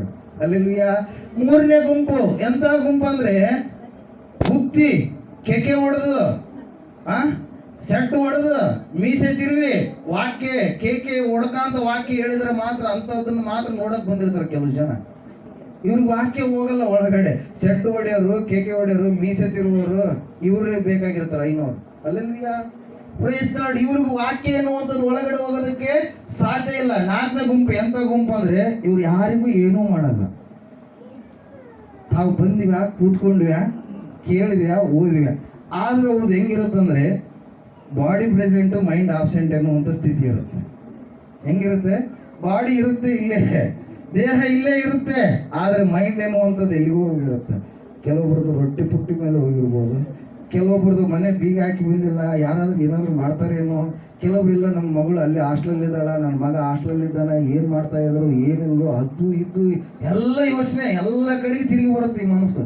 ಅವರು ಇಲ್ಲೇ ಇರ್ತಾರೆ, ವಾಕ್ಯ ಕೇಳ್ದಂಗೆ ಮಾಡ್ತಾ ಇರ್ತಾರೆ. ಇನ್ನೂ ಕೆಲವು ಜನ 5ನೇ ಗುಂಪು ಎಂತ ಗುಂಪು ಅಂದ್ರೆ ಇವರು ಅರ್ಧಂಬರ್ಧ ಕೇಳೋರು. ಎಲ್ಲ ಕೇಳಲ್ಲ ವಾಕ್ಯ. ಹೆಂಗ್ ಕೇಳ್ತಾರ? ಅರ್ಧಂಬರ್ಧ ವಾಕ್ಯ ಕೇಳ್ತಾ ಇರ್ತಾರ. ಇವರು ಸ್ವಲ್ಪ ವಾಕ್ಯ ಕೇಳಿದ್ರು ಮತ್ತೆ ನನಗೆ ಶ್ರಮೆ, ಅದು ರೋಗ ಬಂದಿರುತ್ತಲ್ಲ ಆ ರೋಗದ ಮೇಲೆ ಕಾನ್ಸಂಟ್ರೇಟ್ ಮಾಡ್ತಾರೆ, ತಮ್ಮ ಮನೆ ಮೇಲೆ ಕಾನ್ಸಂಟ್ರೇಟ್ ಮಾಡ್ತಾರೆ, ಸಮಸ್ಯೆ ಮೇಲೆ ಕಾನ್ಸಂಟ್ರೇಟ್ ಸ್ವಲ್ಪ ಹೊತ್ತು, ವಾಕ್ಯದ ಮೇಲೆ ಕಾನ್ಸಂಟ್ರೇಟ್ ಸ್ವಲ್ಪ ಹೊತ್ತು. ಆ ರೀತಿಯಾಗಿ ವಾಕ್ಯ ಕೇಳ್ತಾ ಇರ್ತಾರೆ. ಇನ್ನು ಕೆಲವು ಜನ ವಾಕ್ಯ ಕೇಳ್ತಾ ಇರ್ತಾರೆ. ಹೆಂಗ್ ವಾಕ್ಯ ಕೇಳ್ತಾ ಇರ್ತಾರೆ ಅಂದ್ರೆ, ಎಷ್ಟು ಜನ ಹೇಳಿದೆ ಈಗ? 5 ಜನ ಹೇಳಿದೆ. ಇನ್ನು ಕೆಲವು ಜನ ವಾಕ್ಯ ಮೊದಲನೇದಾಗಿ ಯಾವ ಗುಂಪ್ರಿ? ಛತ್ರಿ ಕೆಳಗಡೆ ವಿಮರ್ಶನಾತ್ಮಕವಾಗಿ ಸೆಡ್ಡು ಹೊಡೆದು ವಾಕ್ಯ ಕೇಳುವಂಥದ್ದು. ನಾಲ್ಕನೇದಾಗಿ ಯಾವುದು? Body present, mind absent. ಇನ್ನು ಕೆಲವರು ಅರ್ಧಂಬರ್ಧ. ಹಲ್ಲೆಲೂಯಾ. Praise the Lord. ಇನ್ನು ಕೆಲವರು ಹೆಂಗ್ ವಾಕ್ಯ ಕೇಳ್ತಾ ಇರ್ತಾರಂದ್ರೆ ಕಲ್ಪನಾ ಕಥೆಗಳು, ಸ್ಟೋರಿಗಳು ಎಲ್ಲಿ ಚೆನ್ನಾಗಿ ಬರ್ತಿರ್ತಾವ ಅಲ್ಲಿ ಮಾತ್ರ ವಾಕ್ಯ ಹೋಗ್ತಿರ್ತ. ಬೇರೆ ಕಡೆ ವಾಕ್ಯ ಅವ್ರದ್ದು ಹೋಗಲ್ಲ. ಅಯ್ಯರು ಏನ್ ವಾಕ್ಯ ಹೇಳಿದ್ರು? ಇಲ್ಲ, ಯಾವುದೋ ಒಬ್ಬ ವ್ಯಕ್ತಿ ಕುರಿತಾಗಿ ಹೇಳಿದ್ರು, ಆ ಕಥೆ ಹೇಳಿದ್ರು, ಈ ಕಥೆ ಹೇಳಿದ್ರು. ಆಶೀರ್ವಾದದ ವಾಕ್ಯಗಳೇ ಇರಲ್ಲ ಅವ್ರ ಜೀವಿತದಾಗ. ಹಲ್ಲೆಲೂಯಾ. Praise the Lord. ಇಲ್ಲಿ ನಾವು ನೋಡ್ತಾ ಇದ್ದೇವೆ ಕೊನೆಯದಾಗಿ 7ನೇ ಗುಂಪು ಎಂತ ಗುಂಪು ಅಂದ್ರೆ ಶ್ರದ್ಧೆಯಿಂದ, ಭಯದಿಂದ, ಭಕ್ತಿಯಿಂದ ದೇವರು ನನ್ನೊಟ್ಟಿಗೆ ಮಾತಾಡ್ತಾ ಇದ್ದಾನೇನೋ, ದೇವರು ನನ್ನ ಜೀವಿತದಲ್ಲಿ ಕಾರ್ಯ ಮಾಡ್ತಾನೇನೋ ಅಂತೇಳಿ ಈ ವಾರ ನನ್ನ ಜೀವಿತದಲ್ಲಿ ದೇವರು ಯಾವ ವಾಕ್ಯವನ್ನು ಹೇಳ್ತಾನೆ ಅಂತೇಳಿ ಭಕ್ತಿಯಿಂದ ಏನ್ ಮಾಡ್ತಾ ಇರ್ತಾರೆ? ವಾಕ್ಯ ಕೇಳ್ತಾ ಇರ್ತಾರೆ ಪ್ರಿಯರೇ. ಹಲ್ಲೆಲೂಯಾ. ನೀವ್ ಹೆಂಗ್ ವಾಕ್ಯ ಕೇಳಕತ್ತೀರಿ? 6ನೇ ಗುಂಪ 7ನೇ ಗುಂಪ? 7ನೇ ಗುಂಪ. ಹಲ್ಲೆಲೂಯಾ. ದೇವ್ರಿಗೆ ಸ್ತೋತ್ರ. ನಿದ್ದೆ ಮಾಡೋರೆಲ್ಲ ಗಟ್ಟಿ ಒಂದ್ಸರಿ ಚಪ್ಪಾಳೆ ಬಿಡ್ರಿ. ಹಲ್ಲೆಲೂಯಾ. Praise the Lord. ಇಲ್ಲಿ ನಾವು ನೋಡ್ತಾ ಇದ್ದೇವೆ ಯೋಸೇಫನನ್ನ ಏನಂತ ಹೇಳ್ತಾ ಇದ್ದಾರೆ. ಯೋಸೇಫನಿಗೆ ತಂದೆಯಾಗಿರ್ತಕ್ಕಂಥ ಯಾಕೋಬನು ಏನಂತ ಹೇಳ್ತಾ ಇದ್ದಾನೆ? ಬಹು ಫಲಗಳನ್ನ ಕೊಡುವಂತ ವೃಕ್ಷ ನೀನಾಗ್ತೀಯ. ಯೋಸೇಫನ ಜೀವಿತ ಶೋಧನೆ, ಯೋಸೇಫನ ಜೀವಿತ ಭಯಂಕರವಾದ ಶ್ರಮೆ, ಸಂಕಟ. ಆದರೆ ಯೋಸೇಫನ ಜೀವಿತದಲ್ಲಿ ನಾವು ನೋಡ್ತಾ ಇದ್ದೇವೆ, ಇನ್ನು ಮುಂದೆ ನಿನಗೇನಿರುತ್ತೆ? ಫಲ, ಅಭಿವೃದ್ಧಿ ಇರುತ್ತೆ. ನೀನು ಬಹು ಫಲಗಳನ್ನು ಕೊಡುವಂತ ವ್ಯಕ್ತಿಯಾಗಿ ನೀನು ರೂಪುಗೊಳ್ಳುತ್ತೀಯ. ಹೀಗೆ ತಮಿಳುನಾಡು ಒಂದು ರಾಜ್ಯದಲ್ಲಿ ಒಬ್ಬ ವ್ಯಕ್ತಿ ಭಿಕ್ಷುಗಾರ, ಕಾಲು ಅನಾಥ ಆಗಿರ್ತಕ್ಕಂಥ ವ್ಯಕ್ತಿ, ಹ್ಯಾಂಡಿಕ್ಯಾಪ್ಡ್ ಪೀಪಲ್ ಆತನ ಏನ್ ಮಾಡ್ತಾನೆ? ಭಿಕ್ಷಾಟನೆಗೋಸ್ಕರವಾಗಿ ಒಂದು ಊರಿನಿಂದ ಮತ್ತೊಂದು ಊರಿಗೆ ಹೋಗ್ತಾ ಇದ್ದ ಪ್ರೇರೆ. ಒಂದು ಸಾರಿ ಆ ವ್ಯಕ್ತಿ ಏನ್ ಮಾಡ್ತಾನಂದ್ರೆ, ಭಿಕ್ಷಾಟನೆಗೋಸ್ಕರವಾಗಿ ಹೋಗ್ತಾ ಇರಬೇಕಾದ್ರೆ ಒಂದು ಅರಣ್ಯವನ್ನ ದಾಟಿ ಇನ್ನೊಂದು ಊರಿಗೆ ಹೋಗ್ತಾ ಇರಬೇಕಾದ್ರೆ ಆ ವ್ಯಕ್ತಿ ಒಂದು ಮಾರ್ಗದಲ್ಲಿ ಬಂದು ನಿಂತ್ಕೊಳ್ತಾನೆ. ನಿಂತ್ಕೊಂಡಾಗ ಅಲ್ಲಿ ಒಂದು ಮರ ಇರುತ್ತೆ. ಆ ಮರವನ್ನ ನೋಡ್ತಾನೆ, ಸೂಕ್ಷ್ಮವಾಗಿ ಗಮನಿಸಿ. ಏನ್ ನೋಡ್ತಾ ಇದ್ದಾನೆ? ಮರವನ್ನು ನೋಡ್ತಾ ಇದ್ದಾನೆ. ಆ ಮರ ಹೆಂಗಿದೆ? ಒಣಗಿ ಹೋಗಿದೆ. ಆ ಮರ ಹೆಂಗಿದೆ? ಹಸಿರು ಎಲೆಗಳಿಂದ ತುಂಬಿಲ್ಲ. ಆ ಮರ ಎಲ್ಲವೂ ಕೂಡ ಇವತ್ತು ಬಿಡುತ್ತೇನೋ ಎನ್ನುವಂತ ಪರಿಸ್ಥಿತಿಗೆ ಅದು ಇರುವಾಗ ಆ ವ್ಯಕ್ತಿ ಏನ್ ಮಾಡ್ತಾ ಇದ್ದಾನೆ? ಆ ಮರದೊಟ್ಟಿಗೆ ಮಾತಾಡ್ತಾ ಇದ್ದಾನೆ. ನನ್ನ ಲೈಫು ಕೂಡ ಇಷ್ಟೇ, ನಾನು ಕೂಡ ಯಾರಿಗೆ ಬೇಡವಾದವನು, ಭಿಕ್ಷಾಟನೆಯೇ ನನ್ನ ವೃತ್ತಿ ಅಂತೇಳಿ ಅದನ್ನ ಹೇಳ್ಕೊಂತ ತನಗೂ ಮತ್ತು ಆ ಮರಕ್ಕೂ ಇರ್ತಕ್ಕಂಥ ಸಾಮ್ಯವನ್ನ ಹೋಲಿಕೆ ಮಾಡ್ಕೊಂತ ಏನ್ ಮಾಡ್ತಾ ಇದ್ದಾನೆ? ಮಾತಾಡ್ತಾ ಇದ್ದಾನೆ. ನೀನು ಕೂಡ ಒಂದೇ ಕಾಲಲ್ಲಿ ನಿಂತ್ಕೊಂಡಿದೆ, ನಾನು ಒಂದೇ ಕಾಲಲ್ಲಿ ಇದ್ದೇನೆ. ನೀನು ಆಶೀರ್ವಾದವಾಗಿ ಇಲ್ಲ, ನಾನು ಆಶೀರ್ವಾದವಾಗಿ ಇಲ್ಲ ಅಂತೇಳಿ ಮಾತಾಡ್ತಾ ಮಾತಾಡ್ತಾ ಮಾತಾಡ್ತಾ ಏನ್ ಮಾಡ್ತಾನೆ? ಆ ಸ್ಥಳವನ್ನ ಬಿಟ್ಟು ಏನ್ ಮಾಡ್ಬಿಡ್ತಾನೆ? ಹೋಗ್ಬಿಡ್ತಾನೆ ಪ್ರಿಯರೇ. Hallelujah, praise the Lord. ಆ ಒಂದು ಸಂದರ್ಭದಲ್ಲಿ ಸುಮಾರು 6 ತಿಂಗಳ ನಂತರ ಪುನಃ ಏನ್ ಮಾಡ್ತಾನಂದ್ರೆ, ಆ ಒಂದು ಮಾರ್ಗದ ಮೂಲಕವಾಗಿ ಬರುವಾಗ ಪುನಃ ಅದೇ ಮರವನ್ನು ನೋಡ್ತಾನೆ. ಯಾರು? ಭಿಕ್ಷುಗಾರನಾಗಿರ್ತಕ್ಕಂಥ ವ್ಯಕ್ತಿ. ಅದೇ ಮರವನ್ನು ಆ ವ್ಯಕ್ತಿ ನೋಡಿದಂತ ಸಂದರ್ಭದಲ್ಲಿ ಆ ವ್ಯಕ್ತಿ ಆ ಮರವನ್ನು ನೋಡಿ ಆಶ್ಚರ್ಯಚಕಿತನಾಗ್ತಾನೆ. ಆ ವ್ಯಕ್ತಿ ಆ ಮರವನ್ನು ನೋಡಿ ಏನ್ ಮಾಡ್ತಾನೆ? ಆಶಾ ಒಂದು ಭಾವನೆಯನ್ನ ಹೊಂದಿಕೊಳ್ತಾನೆ. ಯಾಕಂದ್ರೆ ಆ ಮರ ಒಣಗಿ ಹೋಗಿರುವಂತದ್ದು, ಬೀಳುವಂತ ಸ್ಥಿತಿಗೆ ಇರ್ತಕ್ಕಂಥ ಮರ ಈ ಒಂದು ಸಮಯದಲ್ಲಿ ಸುಮಾರು ತಿಂಗಳ ನಂತರ ಪುನಃ ಅಲ್ಲಿಗೆ ಬಂದಾಗ ಆ ಮರ ಏನಾಗಿದೆ? ಚಿಗುರು ಬಂದಿದೆ. ಆ ಮರದಲ್ಲಿ ಕಾಯಿ ಹಣ್ಣುಗಳು ಬಂದಿವೆ. ಆ ಮರದಲ್ಲಿ ಒಳ್ಳೆಯ ಹಕ್ಕಿಗಳು ಬಂದಿವೆ. ಆ ಮರದಲ್ಲಿ ಹಕ್ಕಿಗಳು ಗೂಡುಗಳನ್ನ ಮಾಡಿಕೊಂಡು ಇರುವಂತದನ್ನ ನೋಡಿರ್ತಕ್ಕಂಥ ಆ ವ್ಯಕ್ತಿಗೆ ಏನಾಯ್ತು? ಶಾಕ್ ಆಯ್ತು ಪ್ರೇಯರ್. ಅವಾಗ ಆ ವ್ಯಕ್ತಿ ಅನ್ಕೊಳ್ತಾ ಇದ್ದಾನೆ, ಅಯ್ಯೋ ದೇವರು ಇದನ್ನೇ ಈ ರೀತಿಯಾಗಿ ಮಾಡಿದಾನಂದ್ರೆ ನನ್ನನ್ನು ಕೂಡ ಬದಲಾಯಿಸ್ತಾನೆ ಎಂಬುದಾಗಿ ಆ ವ್ಯಕ್ತಿ ಅಂದುಕೊಂಡು ಏನ್ ಮಾಡ್ತಾನಂದ್ರೆ ತನ್ನ ಒಂದು ಊರಿಗೆ ಹೋಗ್ತಾನೆ ಪ್ರಿಯರೇ. ಊರಿಗೆ ಹೋದ ಸಂದರ್ಭದಲ್ಲಿ ಒಬ್ಬ ದೈವ ಸೇವಕರನ್ನ ಆ ವ್ಯಕ್ತಿ ಏನಾಗ್ತಾನೆ? ಭೇಟಿಯಾಗ್ತಾನೆ. ಭೇಟಿಯಾದಾಗ ಆತನು ರಕ್ಷಣೆ ಮಾರ್ಗದಲ್ಲಿ ಬಂದು ಅನೇಕ ಆತ್ಮಗಳನ್ನ ದೇವರ ಮಂದಿರಕ್ಕೆ ಏನ್ ಮಾಡ್ತಾನೆ? ನಡೆಸುವಂತ, ಫಲ ಕೊಡುವಂತ ವ್ಯಕ್ತಿ ಆಗ್ತಾನೆ ಪ್ರಿಯರೇ. Hallelujah, praise the Lord. ಇವತ್ತಿನ ದಿನಗಳಲ್ಲಿ ಅನೇಕರ ಜೀವಿತದಲ್ಲಿ ಫಲಗಳು ಇರಲಾರ್ದ ಹಾಗೆ ಕೊರಗುತ್ತಾ ಇದ್ದಾರೆ. ಆದರೆ ದೇವರ ಆತ್ಮನು ಇವತ್ತು ಹೇಳ್ತಾ ಇದ್ದಾನೆ, ನಾನು ನಿಮ್ಮನ್ನ ಬಹು ಫಲಗಳನ್ನ ಬಿಡುವಂತ ವೃಕ್ಷದೋಪಾದಿಯಲ್ಲಿ ನಾನು ನಿಮ್ಮನ್ನ ಮಾಡ್ತೇನೆ ಎಂಬುದಾಗಿ. ನೀವು ಭೂಫಲವನ್ನ, ಗರ್ಭಫಲವನ್ನ, ಮನಸ್ಸಿನ ಫಲವನ್ನ, ಆತ್ಮನ ಫಲಗಳನ್ನ ಪೂರ್ಣವಾಗಿ ನಿಮ್ಮಲ್ಲಿ ತುಂಬಿ ತುಳುಕುವ ಹಾಗೆ ನಾನು ನಿಮ್ಮಲ್ಲಿ ಕಾರ್ಯ ಮಾಡುತ್ತೇನೆ ಎಂಬುದಾಗಿ. Hallelujah, praise the Lord. ಯಾವ ವ್ಯಕ್ತಿ ಆ ಮರವನ್ನು ನೋಡಿದನೋ, ಒಣಗಿ ಹೋದಂತ ಮರವಾಗಿತ್ತು, ಬಿದ್ದು ಹೋಗುವಂತ ಪರಿಸ್ಥಿತಿಯಲ್ಲಿತ್ತು, ಆ ಮರವನ್ನ ಬದಲಾವಣೆ ಮಾಡಿದವರು ಯಾರು? ದೇವರು. ಹಲ್ಲೆಲೂಯಾ. ಅದಕ್ಕೋಸ್ಕರವಾಗಿ ನಮ್ಮ ದೇವರ ಕುರಿತಾಗಿ ಒಂದು ವಾಕ್ಯ ಇರುತ್ತೆ. ನಮ್ಮ ದೇವರು ಎಂತ ದೇವರು ಅಂದ್ರೆ, ಒಣ ನೆಲದಲ್ಲಿ ನದಿಗಳನ್ನ ಹರಿಯ ಮಾಡುವಂತ ದೇವರು, ಅರಣ್ಯದಲ್ಲಿ ಮಾರ್ಗಗಳನ್ನ ಸಿದ್ಧ ಮಾಡುವಂತ ದೇವರು. ನಮ್ಮ ದೇವರು ಕೊರಡನ್ನ ಚಿಗುರನ್ನಾಗಿ ರೂಪಿಸುವಂತ ದೇವರಾಗಿದ್ದಾನೆ. ಆತನಿಗೆ ಅಸಾಧ್ಯವಾಗಿರುವಂತದ್ದು ಈ ಲೋಕದಲ್ಲಿ, ಬೇರೆ ಬೇರೆ ಲೋಕಗಳಲ್ಲಿ ಎಷ್ಟು ಲೋಕಗಳಿದೆ ಅಂತೇಳಿ ಮನುಷ್ಯರು ಅಂದುಕೊಳ್ತಾ ಇದ್ದಾರೋ ಆ ಎಲ್ಲ ಲೋಕಗಳಲ್ಲಿ ಆತನಿಗೆ ಅಸಾಧ್ಯವಾಗಿರುವಂತದ್ದು ಯಾವುದು ಕೂಡ ಇಲ್ಲವೇ ಇಲ್ಲ ಪ್ರಿಯರೇ. Hallelujah, praise the Lord. ಯೋಸೇಫನು ಹೊಲ ಕೊಡುವಂತ ಮಹಾವೃಕ್ಷ ನೀನು ಆಗ್ತೀಯ ಎಂಬುದಾಗಿ ತಂದೆಯಾಗಿರ್ತಕ್ಕಂಥ ಯಾಕೋಬ ಮೊದಲನೇದಾಗಿ ಏನ್ ಮಾಡ್ತಾ ಇದ್ದಾನೆ? ಆಶೀರ್ವಾದ ಮಾಡ್ತಾ ಇದ್ದಾನೆ ಪ್ರಿಯರೇ. ಹಲ್ಲೆಲೂಯಾ. ಫಲ ಕೊಡುವಂತ ವೃಕ್ಷಗಳು ನಾವು ಆಗಬೇಕಾದ್ರೆ ನಾವು ಎಲ್ಲಿರಬೇಕು?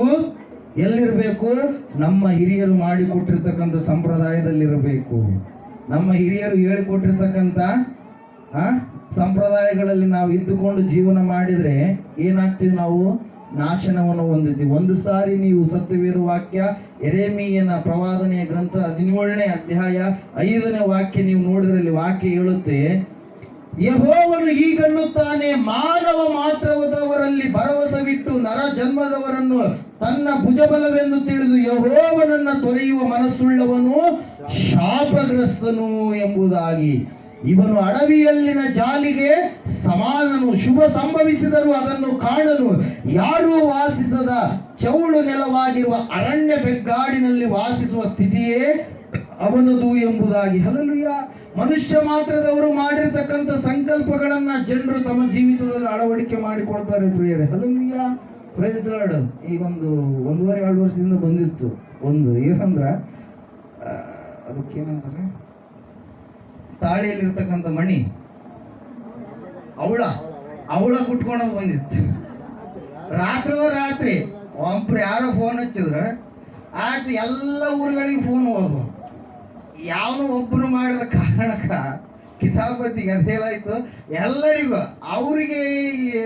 ಎಲ್ಲರಿಗೂ ಹೋದ್ಮೇಲೆ ಅವರೆಲ್ಲರೂ ಮತ್ತೆ ಇಲ್ಲಿ ಫೋನ್ ಮಾಡಕತ್ತಾರ. ಇಷ್ಟು ದಿನ ಇವ್ರು ವಾಕ್ಯ ಕೇಳಿಲ್ಲ, ಇವರು ಹೇಳಿದ್ಲಲ್ಲ, ಛತ್ರಿ ಕೆಳಗಿದ್ದವರು, ವಿಮರ್ಶನಾ ಬುದ್ಧಿಯಿಂದ ಕೇಳುವವರು, ಜ್ಞಾನಕ್ಕೋಸ್ಕರವಾಗಿ ಕೇಳುವವರು, ಆ ರೀತಿಯಾಗಿದ್ದಾರೆ.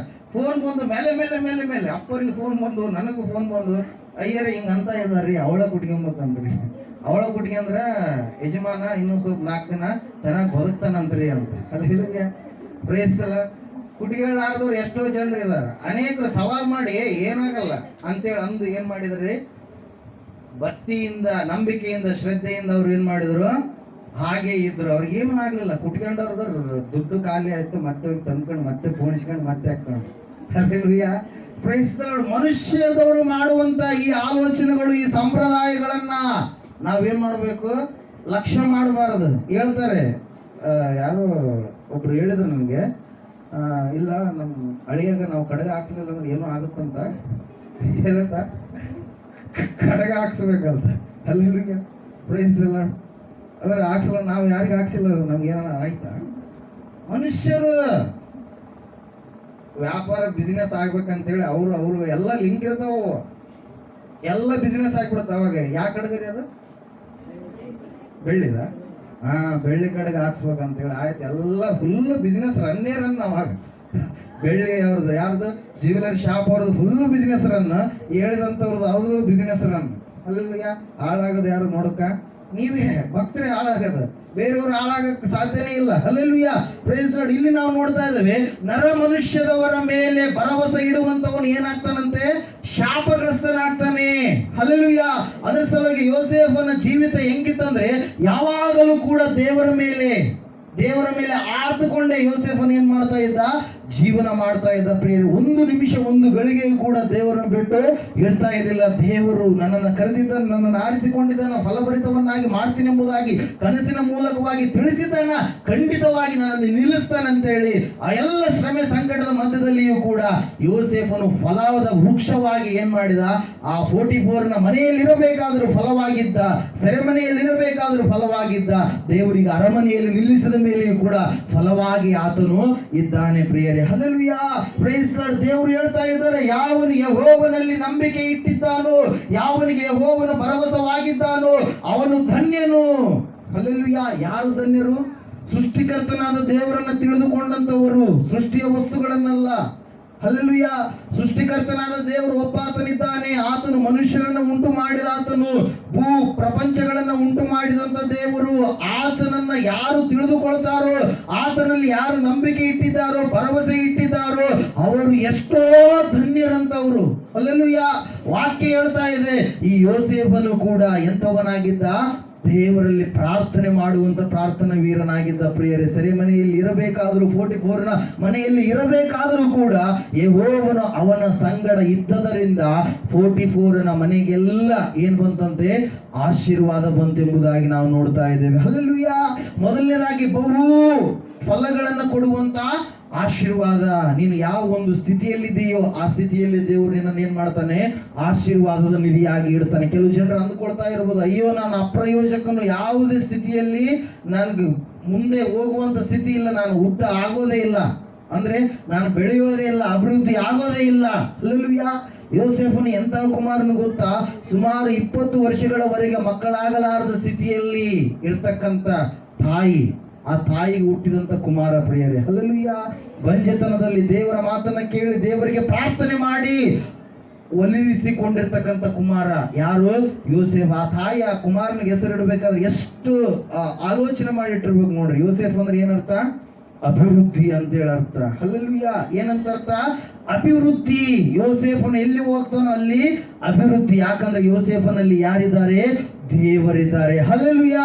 ದೇವರ ವಾಕ್ಯ ಹೇಳ್ತಾ ಇದೆ, ಯೋಸೇಫನು ಬಹು ಫಲಗಳನ್ನ ಬಿಡುವಂತ ವೃಕ್ಷಕ್ಕೆ ಸಮಾನನಾಗಿದ್ದಾನೆ. ಎರಡನೇದಾಗಿ ದೇವರ ವಾಕ್ಯ ತಿಳಿಸ್ತಾ ಇದೆ, ಒರತೆಯ ನೀರಿನಲ್ಲಿ, ಓದ್ರಿ ವಾಕ್ಯದು 49.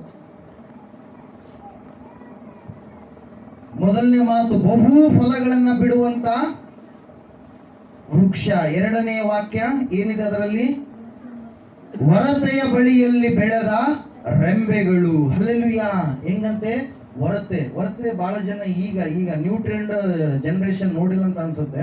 ನಾವು ಚಿಕ್ಕವರಿರುವಾಗ, ನಾವು ಹಳೆ ಊರಲ್ಲಿರುವಾಗ ನಾವು ನೋಡಿದವರಾಗಿದ್ದೇವೆ. ಬೇಸಿಗೆ ಕಾಲ ಬಂದ್ರೆ, ನಾನು ಹೈಟ್ ಇದೀನಲ್ಲ, 3 ಆಳ ತೆಗೆದು ಏನ್ ಮಾಡ್ತಾ ಇದೀವಿ ನಾವು? ನೀರನ್ನು ತಗೊಂಡ್ಬರ್ತಾ ಇದ್ವಿ. ಒರತೆ ನೀರೇ ಕುಡಿತಾ ಇದ್ವಿ. ಅವಾಗ ಕೆರೆಗಳಿದ್ದಿಲ್ಲ. ಒಂದು ಸಂದರ್ಭದಲ್ಲಿ ಆ ಒರತೆ ನೀರೇ ನಾವು ಕುಡಿತಾ ಇರ್ಬೇಕಾದ್ರೆ, ಆ ಒರತೆ ನೀರು 100 ಕೂಡ ತಗೊಂಡು ಹೋದ್ರೆ ಒರತೆ ನೀರು ಏನಿರ್ತದೆ? ಹಂಗೆ ಇರ್ತದೆ ಸೆಲೆ. ಅದು ಎಲ್ಲಿಂದ ಬರ್ತೈತ್ರಿ? ಎಲ್ಲಿಂದ ಬರ್ತಿತ್ತು?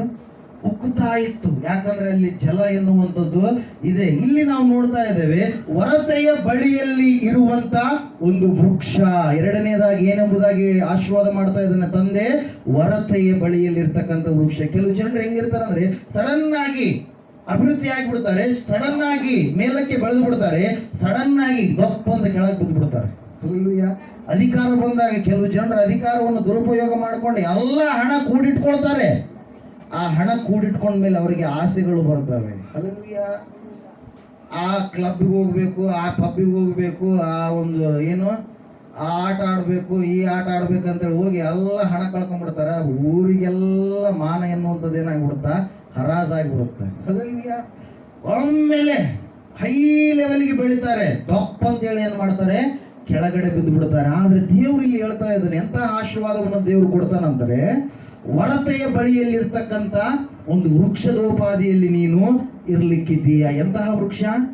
ಒರತೆಯ ಬಳಿಯಲ್ಲಿ ಇರ್ತಕ್ಕಂಥ ವೃಕ್ಷ. ಒರತೆಯ ಬಳಿಯಲ್ಲಿ ಒಂದು ವೃಕ್ಷ ಇದ್ರೆ ಅದಕ್ಕೇನಾದ್ರೂ ಕಡಿಮೆ ಇರುತ್ತಾ? ಯಾಕೆ ಕಡಿಮೆ ಇರಲಿಲ್ರಿ? ಯಾಕೆ ಕಡಿಮೆ ಇರಲ್ಲ? ಯಥೇಚ್ಛವಾದಂತ ನೀರು ಎಲ್ಲಿದೆ ಅಲ್ಲಿ ಇದೆ. ತನಗೆ ಬೇಕಾದಂತ ಆಹಾರ ಎಲ್ಲಿದೆ ಆ ಸ್ಥಳದಲ್ಲಿ ಇದೆ. ಸಮೃದ್ಧಿ ಯಾವಾಗಲೂ ಅಚ್ಚು ಹಸಿರು ಎಲೆಗಳನ್ನ ಅದೇನ್ ಮಾಡ್ತಾ ಇರುತ್ತೆ? ಫಲಗಳನ್ನ ಅದೇನ್ ಮಾಡ್ತಾ ಇರುತ್ತೆ? ಕೊಡ್ತಾ ಇರುತ್ತೆ. ಈ ಫಲಗಳನ್ನ ಕೊಡಬೇಕಾದ್ರೆ ನಾವು ಎಲ್ಲಿರ್ಬೇಕಂತೇಳಿ ದೇವ್ರ ವಾಕ್ಯ ತಿಳಿಸ್ತಾ ಇದೆ, ದೇವರಲ್ಲಿ ಇರಬೇಕು. ದೇವರನ್ನ ತಿಳಿದುಕೊಂಡವರಾಗಿ ದೇವರಲ್ಲಿ ನಡೆದುಕೊಳ್ಳುವವರು ನಾವು ಆಗಬೇಕು. ಮೊದಲನೇ ಕೀರ್ತನೆಯಲ್ಲಿ ನಾವು ನೋಡ್ತಾ ಇದ್ದೇವೆ, ಯಾವನು ದುಷ್ಟರ ಆಲೋಚನೆಯಂತ ನಡೆಯದೆ, ಪಾಪಾತ್ಮರ ಮಾರ್ಗದಲ್ಲಿ ನಿಂತುಕೊಳ್ಳದೆ, ಧರ್ಮ ನಿಂದಕರೊಡನೆ ಕೂತುಕೊಳ್ಳದೆ, ಹಗಲಿರುಳು ಯೆಹೋವನ ಧರ್ಮಶಾಸ್ತ್ರವನ್ನ ಓದ್ರಿ ಆನಂದಿಸುವವನಾಗಿ ಅದರಲ್ಲೇ ಇರ್ತಾನೋ ಅವನು ಎಷ್ಟೋ ಧನ್ಯನು ಎಂಬುದಾಗಿ ಹೇಳುವಂತ ವಾಕ್ಯ ಮುಂದೆ ಹೇಳ್ತಾ ಇದೆ. ಅವನು ಏನಂತ ಹೇಳ್ತಾ ಇದೆ? ನೀರಿನ ಕಾಲುವೆಗಳ ಬಳಿಯಲ್ಲಿ ಬೆಳೆದಿರುವ ಮರದ ಹಾಗಿರುವನು. ಅಂಥ ಮರವು ತಕ್ಕ ಕಾಲದಲ್ಲಿ ಫಲ ಕೊಡುತ್ತದಲ್ಲ, ಅದರ ಎಲೆ ಬಾಡುವುದೇ ಇಲ್ಲ. ಅದರಂತೆ ಅವನ ಕಾರ್ಯವೆಲ್ಲವೂ ಸಫಲವಾಗುವುದು. ಹಲ್ಲೆಲೂಯಾ. Praise God. ನೀರಿನ ಹೊರತೆಯ ಬಳಿಯಲ್ಲಿರ್ತಕ್ಕಂಥ ವೃಕ್ಷದೋಪಾದಿಯಲ್ಲಿ ದೇವರು ನಿನ್ನನ್ನ ಮಾಡ್ಲಿಕ್ಕಿದ್ದಾನೆ. ನೀರಿನ ಹೊರತೆ ಯಾವಾಗಲೂ ನೀರು ಎನ್ನುವಂಥದ್ದು ಅದಕ್ಕೆ ಒದಗಿಸಲ್ಪಡುವಾಗ ಅದರ ಒಂದು ಕಾರ್ಯಗಳು, ಅದರ ಒಂದು ಹಣ್ಣುಗಳು, ಅದರ ಒಂದು ಎಲೆಗಳು ಯಾವಾಗಲೂ ಕೂಡ ಹೆಂಗಿರುತ್ತೆ? ನೋಡೋದಕ್ಕೆ ಸುಂದರವಾಗಿರುತ್ತೆ. ಅದರಿಂದ ನಾವು ಹಣ್ಣುಗಳನ್ನು ಕೂಡ ಕೊಯ್ದುಕೊಳ್ಳುವಂತ ಸ್ಥಿತಿ ಉಂಟಾಗುತ್ತೆ. ಪ್ರಿಯರೇ, ಆ ಒಬ್ಬ ವ್ಯಕ್ತಿಗೆ ಹೋಲಿಸ್ತಾ ಇದ್ದಾರೆ ಇಲ್ಲಿ ಸತ್ಯವೇದದಲ್ಲಿ ಗ್ರಂಥಕರ್ತ. ಏನಂತ ಹೇಳ್ತಾ ಇದ್ದಾನಂದ್ರೆ, ಯಾವನು ದುಷ್ಟರ ಆಲೋಚನೆಯಂತೆ ನಡೆಯದೆ, ಪಾಪಾತ್ಮರ ಮಾರ್ಗದಲ್ಲಿ ನಿಂತುಕೊಳ್ಳದೆ, ಧರ್ಮ ನಿಂದಕರೊಡನೆ ಕೂತುಕೊಳ್ಳದೆ, ಯೆಹೋವನ ಧರ್ಮಶಾಸ್ತ್ರದಲ್ಲಿ ಆನಂದ ಪಡುವವನಾಗಿ. ಹಲ್ಲೆಲೂಯಾ. ಯಾರಲ್ಲಿ ಆನಂದ ಪಡಬೇಕು ನಾವು?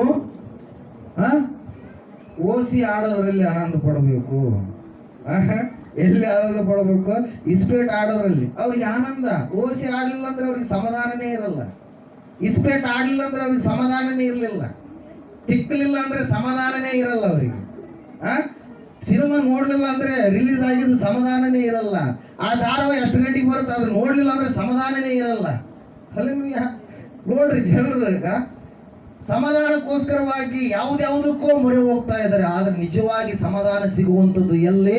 ದೇವರ ಆಲಯದಲ್ಲಿ. Hallelujah, praise God. ಇಲ್ಲಿ ನಾವು ನೋಡ್ತಾ ಇದ್ದೇವೆ, ಇಲ್ಲಿ ದೇವರು ಹೇಳ್ತಾ ಇದ್ದಾನೆ, ಆ ದೇವರಲ್ಲಿ ನೀನು ಆನಂದ ಪಡುವವನಾಗುವಾಗ ಈ ಆಶೀರ್ವಾದವನ್ನು ನೀನು ಹೊಂದಿಕೊಳ್ಳುತ್ತಿ. ಎಂತಹ ಆಶೀರ್ವಾದ ಅಂದ್ರೆ, ಅದರಂತೆ ಅವನ ಕಾರ್ಯವೆಲ್ಲವೂ ಸಫಲವಾಗ್ತವೆ, ನೀನು ಮುಟ್ಟಿದ್ದೆಲ್ಲ ಚಿನ್ನ ಆಗುತ್ತೆ.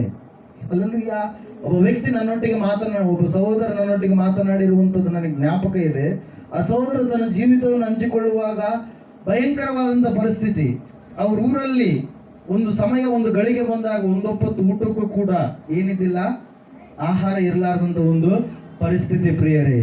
ಹೀಗೆ ಆ ಒಂದು ಸಂದರ್ಭದಲ್ಲಿ ಯಾರನ್ನೋ ಸಾಲ ಕೇಳಕ್ ಹೋದ್ರಂತೆ, ಮಾವವ್ರನ್ನ ಸಾಲ ಕೇಳಕ್ ಹೋದಂತ ಸಂದರ್ಭದಲ್ಲಿ ಅವರು, ನಿನಗೆ ಸಾಲನೇ ಕಟ್ಟಕ್ಕಾಗಲ್ಲ, ಊಟಕ್ಕೆ ಗತಿ ಇಲ್ಲ, ಏನೇನೋ ಅವಮಾನದ ಮಾತುಗಳನ್ನ ಏನ್ ಮಾಡಿದ್ದಾರೆ, ಆಡಿದ್ದಾರೆ ಪ್ರಿಯರೇ. ಆ ಒಂದು ಸಂದರ್ಭದಲ್ಲಿ ದೊಡ್ಡ ಹಿರಿಮಗ ಮತ್ತೆ ಎಲ್ಲ ಭಾರಗಳನ್ನು ಹೊತ್ತುಕೊಂಡಾತ ಅವೆಲ್ಲವುಗಳನ್ನ ಸಾಲ ಕೇಳೋದಕ್ಕೋಸ್ಕರ ತನ್ನ ಪೇರೆಂಟ್ಸ್ನ ಕರ್ಕೊಂಡು ಹೋದಾಗ ಆ ಮಾತಂದಾಗ ಅವರು ಹಂಗೆ ಬಂದಿದ್ದಾರೆ. ಅವ್ರು ಏನೇನೋ ಬೈದು ಏನೇನೋ ಅಂದು ಸಾಲ ಕೊಟ್ರೇನೋ, ಅವಾಗ ಪುನಃ ಬಂದಾಗ ಸಾಲ ತೀರ್ಸಕ್ಕಾಗಲ್ಲ ನಿಮ್ಮಿಂದ, ಅದ್ದು ಇದ್ದು ಏನೇನೋ ಅಂದ್ರಂತೆ ಪ್ರಿಯರೇ. Hallelujah, praise God. ಇನ್ನೂ ನಾವು ಆ ಊರಿಗೆ ಸುವಾರ್ತೆಯನ್ನು ತೆಗೆದುಕೊಂಡು ಹೋಗಿದ್ದಿಲ್ಲ. ಭಯಂಕರವಾದಂಥ ಪರಿಸ್ಥಿತಿ. ಕೆಲವೊಂದ್ಸಾರಿ ಅವ್ರು ಹಂಚ್ಕೊಳ್ತಾ ಇರ್ತಾರೆ. ಹಲ್ಲೆಲೂಯಾ. ನಿಮ್ಮ ಹಳೆಯ ಜೀವಿತವನ್ನು ನೆನಪು ಮಾಡಿಕೊಳ್ಳ್ರಿ, ಪಾಪವನ್ನು ನೆನಪು ಮಾಡ್ಕೊಳ್ಬೇಡಿ. ಹಲ್ಲೆಲೂಯಾ. ಹಳೆಯ ಜೀವಿತ ಅಂದ್ರೆ ಯಾವ ರೀತಿಯಾಗಿ ಕಷ್ಟದ ಮಾರ್ಗದಿಂದ, ಶ್ರಮೆಯ ಮಾರ್ಗದಿಂದ, ಸಂಕಟದ ಮಾರ್ಗದಿಂದ ದೇವರು ನಿಮಗೆ ಬಿಡುಗಡೆ ಕೊಟ್ಟು ಇವತ್ತಿನ ದಿನ ಉನ್ನತ ಸ್ಥಿತಿಯನ್ನು ಕೊಟ್ಟಿದ್ದಾನಲ್ವಾ, ಅದನ್ನ ನೆನಪು ಮಾಡಿಕೊಳ್ಳ್ರಿ. ಹೊರತಾಗಿ ಇಲ್ಲ ನಾನು ಅವಾಗ ಫುಲ್ ಸಿನಿಮಾ ನೋಡ್ತಿದ್ದೆ, ಈಗ ನೋಡ್ಲಾರ್ದು ಬಿಟ್ಬಿಟ್ಟಿನಿ, ಧಾರಾವಾಹಿ ಫುಲ್ ನೋಡ್ತಾ ಇದ್ದೆ, ನೋಡ್ಲಾರ್ದು ಬಿಟ್ಬಿಟ್ಟಿನಿ ಅಂತೇಳಿ ಪಾಪದ ಸ್ಥಿತಿಗಳನ್ನ ಜ್ಞಾಪಕ ಮಾಡಿಕೊಳ್ಬೇಡ. Hallelujah, praise the lord. ನಿಮ್ಮನ್ನ ದೇವರು ಆ ಒಂದು ಶ್ರಮೆ ಸಂಕಟದ ಮೂಲಕವಾಗಿ ಹೊರಗಡೆ ತಂದ ಮೇಲೆ ನೀವು ಏನಾಗಿರಿ, ಈಗ ಉನ್ನತವಾದಂತ ಸ್ಥಿತಿಯಲ್ಲಿದ್ದೀರಿ. ಆ ಸಹೋದರ ಹಂಚಿಕೊಳ್ಬೇಕಾದ್ರೆ ನನಗೆ ಹೇಳ್ತಾ ಇದ್ರು, ಈ ರೀತಿಯಾಗಿತ್ತು ಪರಿಸ್ಥಿತಿ ಅಂತ ಹೇಳಿ. ಅವಾಗ ಅವರಿಗೆ ಒಬ್ರು ಒಂದು ಮಾತು ಹೇಳಿದ್ರಂತ, ಬಾಗಿಲು ಮುಚ್ಚಲ್ಪಟ್ರೆ ಚಿಂತೆ ಇಲ್ಲ, ಕಿಟಕಿಯ ಮೂಲಕವಾಗಿ ಏನ್ ಬರುತ್ತೆ, ಒಂದು ಬೆಳಕು ಬರುತ್ತೆ, ಅದು ನಿಮಗೆ ಆಶೀರ್ವಾದವನ್ನ ತರುತ್ತೆ ಎಂಬುದಾಗಿ. Hallelujah, praise the Lord. ಆ ವಾಕ್ಯವನ್ನು ಅವರು ನೆನಪು ಮಾಡ್ಕೊಂಡಿದ್ರು. ಒಬ್ಬ ಅಯ್ಯವರು ಹೇಳಿದಂತ ಮಾತದು. ಹಲ್ಲೆಲೂಯಾ. ಆ ವಾಕ್ಯವನ್ನು ನೆನಪು ಮಾಡ್ಕೊಂಡಿದ್ದಾರೆ. ಸುವಾರ್ತೆ ಎನ್ನುವಂಥದ್ದು ಆ ಊರನ್ನ ಬಿಟ್ಟು ಹೋಗ್ಬಿಡ್ತು, ಆ ಕುಟುಂಬವನ್ನು ಬಿಟ್ಟು ಹೋಗ್ಬಿಡ್ತು. ಅವ್ರೇನೋ ಏಸಪ್ಪನ ಒಂದು ವಿಗ್ರಹದಲ್ಲಿಟ್ಟು ತೆಂಗಿನಕಾಯಿ ಹೊಡೆದು, ಏನಂತ ಹೇಳಕ್ಕೆ, ಉದ್ದಿನ ಕಡ್ಡಿ ಹಚ್ಚಿ ಹೂವಿನಾರ ಹಾಕಿ ಹಂಗ ಮಾಡಕೈತಾರ ಅವರು. ಹಲ್ಲೆಲೂಯಾ. ಅದು ಸರಿಯಾದ ಪದ್ಧತಿ ಅಲ್ಲ. ಏಸಪ್ಪ ಸತ್ತಿಲ್ಲ, ಸತ್ತವರೊಳಗಿಂದ ಎದ್ದು ಬಂದಾನ. ಹೂವಿನ ಅವಶ್ಯಕತೆ ಇಲ್ಲ, ಉದ್ದಿನ ಕಡ್ಡಿ ಅವಶ್ಯಕತೆ ಇಲ್ಲ, ತೆಂಗಿನಕಾಯಿ ಅವಶ್ಯಕತೆ ಇಲ್ಲ. ಸತ್ತವ್ರಿಗೆ ಮಾಡ್ಕೊಡ್ಲಿ, ಅದು ಪ್ರಾಬ್ಲಮ್ ಇಲ್ಲ ನಮಗೆ. Hallelujah, praise God. ಇಲ್ಲಿ ನಾವು ನೋಡ್ತಾ ಇದ್ದೇವೆ, ಅವಾಗ ಅವ್ರ ಪರಿಸ್ಥಿತಿ ಹಂಚಿಕೊಂಡ್ರು. ಅವಾಗ ಒಂದ್ಸಾರಿ ಯೋಸೇಫನ ಕುರಿತಾಗಿ ಹೇಳ್ಬೇಕಾದ್ರೆ ಅದು ಅವರನ್ನ ತಾಕಿದೆ ಪ್ರಿಯರೇ. ತಾಕಿದ ಸಂದರ್ಭದಲ್ಲಿ ಅದ್ಭುತವಾಗಿ ಯಾವ ವ್ಯಕ್ತಿಗಳು ಸಾಲ ಕೊಡ್ಬೇಕಂತೇಳಿ ಅಂದುಕೊಂಡಂತ ಸಾಲ ಕೇಳುವಾಗ ಚೀಮಾರಿಯನ್ನ ಹಾಕಿದ್ರು, ತುಚ್ಛವಾಗಿ ಕಂಡಿದ್ರು, ಅದೇ ವ್ಯಕ್ತಿಗಳಿಗೆ ಈ ವ್ಯಕ್ತಿ ಇವಾಗ ಸಾಲ ಕೊಡುವಂತ ವ್ಯಕ್ತಿಯಾಗಿ ಆಗಿದ್ದಾನೆ. Hallelujah, praise God. ಎಲ್ಲ ಕಾರ್ಯಗಳನ್ನು ಯಾರು ಮಾಡ್ತಾರೆ? ದೇವರು ಮಾಡ್ತಾರೆ. ಯಾಕಂದ್ರೆ ಅವರು ದೇವರನ್ನ ಕಂಡುಕೊಂಡ್ರು. ಹಲ್ಲೆಲೂಯಾ. ಜೀವ ಜಲದ ಬುಕ್ಕೆ ಯಾರಾಗಿದ್ದಾರೆ? ಯೇಸುವೆ ಆಗಿದ್ದಾರೆ. ಆ ಬುಕ್ಕೆಯ ಬಳಿಗೆ ನೀನು ಬರುವಾಗ, ಆ ವರತೆಯ ಬಳಿಗೆ ನೀನು ಬರುವಾಗ ದೇವರು ನಿನ್ನನ್ನ ಎಲ್ಲ ಏರಿಯಾದಲ್ಲಿ ನಿನ್ನನ್ನು ಏನ್ ಮಾಡ್ತಾರೆ? ಸಮೃದ್ಧಿಕರವಾಗಿ ಬೆಳೆಯುವಂಗೆ ಮಾಡ್ತಾರೆ ಪ್ರಿಯರೇ. Hallelujah, praise God. ಅವರು ನಮ್ಮ ಸಭೆಯ ಸದಸ್ಯರೇ ಆಗಿರುವಂತದ್ದು. ಹಲ್ಲೆಲೂಯಾ. ಇಲ್ಲಿ ನಾವು ನೋಡ್ತಾ ಇದ್ದೇವೆ, ಈ ಯೋಸೇಫನ ಜೀವಿತದಲ್ಲಿ ತಂದೆ ಹೇಳ್ತಾ ಇದ್ದಾನೆ, ನೀನು ವರತೆಯ ಪಕ್ಕದಲ್ಲಿ ಇರ್ತಕ್ಕಂಥ ಮರದ ಹಾಗೆ ನೀನು ಬೆಳಿತೀಯ, ಆ ರೀತಿಯ ಫಲಗಳನ್ನು ನೀನು ಕೊಡುತ್ತೀಯ ಎಂಬುದಾಗಿ. ಹಲ್ಲೆಲೂಯಾ. ಆ ಒಂದು ಮಾತು ಎಂತಹ ಶ್ರೇಷ್ಠಕರವಾದಂತ ಮಾತು ಅಂದ್ರೆ, ಆ ಮಾತು ಯೋಸೇಫನ ಜೀವಿತದಲ್ಲಿ ಯಾವ ರೀತಿಯಾಗಿ ನೆರವೇರ್ತಂದ್ರೆ, ಯೋಸೇಫನು ಸೆರೆಮನೆಯಲ್ಲಿರಬೇಕಾದ್ರೆ ನಾವು ನೋಡಿದೀವಿ ಓದುವಾರ ಏನ್ ಬಂತು, ಫರೋಹ ಮಹಾರಾಜನಿಗೆ ಕನಸು ಬಂತು. 7 ದಷ್ಟಪುಷ್ಟ ಆಕಳುಗಳು, 7 ಬಡಕಲು ಆಕಳುಗಳನ್ನ ತಿಂದಾದ ಮೇಲೆ ಫರೋಹ ಮಹಾರಾಜ ಎಲ್ಲರನ್ನ ಕರೆಸಿ ಹೇಳ್ತಾ ಇದ್ದಾನೆ, ಮಂತ್ರವಾದಿಗಳನ್ನ ಕರೆಸ್ತಾ ಇದ್ದಾನೆ, ಮಠಾಧಿಪತಿಗಳನ್ನ ಕರೆಸ್ತಾ ಇದ್ದಾನೆ, ಶಾಸ್ತ್ರಿಗಳನ್ನ, ಫರಿಸಾಯರನ್ನ ಮತ್ತು ಎಲ್ಲರನ್ನ ಕರೆಸಿ ಕೇಳ್ತಾ ಇದ್ದಾನೆ, ಈ ಕನಸಿನ ಅರ್ಥ ಹೇಳ್ರಿ ಅಂದಾಗ ಅವ್ರು ಯಾರು ಕೂಡ ಕನಸಿನ ಅರ್ಥವನ್ನ ಹೇಳ್ತಾ ಇಲ್ಲ. ಅವಾಗ ಯೋಸೇಫನ ವಿಷಯವಾಗಿ ತಿಳಿದುಕೊಂಡಿರ್ತಕ್ಕಂಥ ಒಬ್ಬ ವ್ಯಕ್ತಿ 2 ವರ್ಷಗಳಾದ್ಮೇಲೆ ನೆನಪು ಮಾಡಿಕೊಂಡು, ಯೋಸೇಫ್ ಎನ್ನುವಂತ ವ್ಯಕ್ತಿ ಇದ್ದಾನೆ, ಆತನು ಇಬ್ರಿಯ ದೇಶಸ್ಥನು, ಆತನನ್ನು ನಾವು ಕರೆಸಿದ್ರೆ ಖಂಡಿತವಾಗಿ ಆತನ ಏನ್ ಮಾಡ್ತಾನೆ, ಕನಸಿನ ಅರ್ಥವನ್ನ ತಿಳಿಸ್ತಾನೆ ಎಂಬುದಾಗಿ. ಹಲ್ಲೆಲೂಯ. ಆಯ್ತು, ಯೋಸೇಫನನ್ನ ಕರೆಸಿದ್ರು. ಯೋಸೇಫನು ಕನಸಿನ ಅರ್ಥವನ್ನ ಹೇಳಿದ. ಕನಸಿನ ಅರ್ಥವನ್ನ ಹೇಳಿದ ಮೇಲೆ ರಾಜನು ಆತನಿಗೆ ಅಧಿಕಾರ ಕೊಟ್ಟಾದ ಮೇಲೆ ನಾವು ನೋಡ್ತಾ ಇದ್ದೇವೆ, ಇಡೀ ಐಗುಪ್ತ ದೇಶ, ಇಡೀ ಪ್ರಪಂಚಕ್ಕೆ ಆಹಾರವು ಒದಗಿಸುವಂತ ಒಂದು ಹೊರತೆಯಾಗಿ ಇತ್ತು ಪ್ರಿಯರೇ. ಹಲ್ಲೆಲೂಯ. ಇಡೀ ಪ್ರಪಂಚದಲ್ಲಿ ಬರಗಾಲ ಬಂದಿರಬೇಕಾದ್ರೆ ಎಲ್ಲ ಜನಾಂಗಗಳು ಯಾರನ್ನ ಅರಸಿ ಹೋದ್ರು? ಯೋಸೇಫನನ್ನ ಅರಸಿ ಹೋದ್ರು. ಒಂದ್ಸಾರಿ ಆ ವಾಕ್ಯ ಓದ್ರಿ. ಆದಿಕಾಂಡ ಪುಸ್ತಕದಲ್ಲಿ ವಾಕ್ಯ ಇರುತ್ತೆ, ಒಂದ್ಸಾರಿ ಓದ್ರಿ. 40-40ನೇ ಅಧ್ಯಾಯ.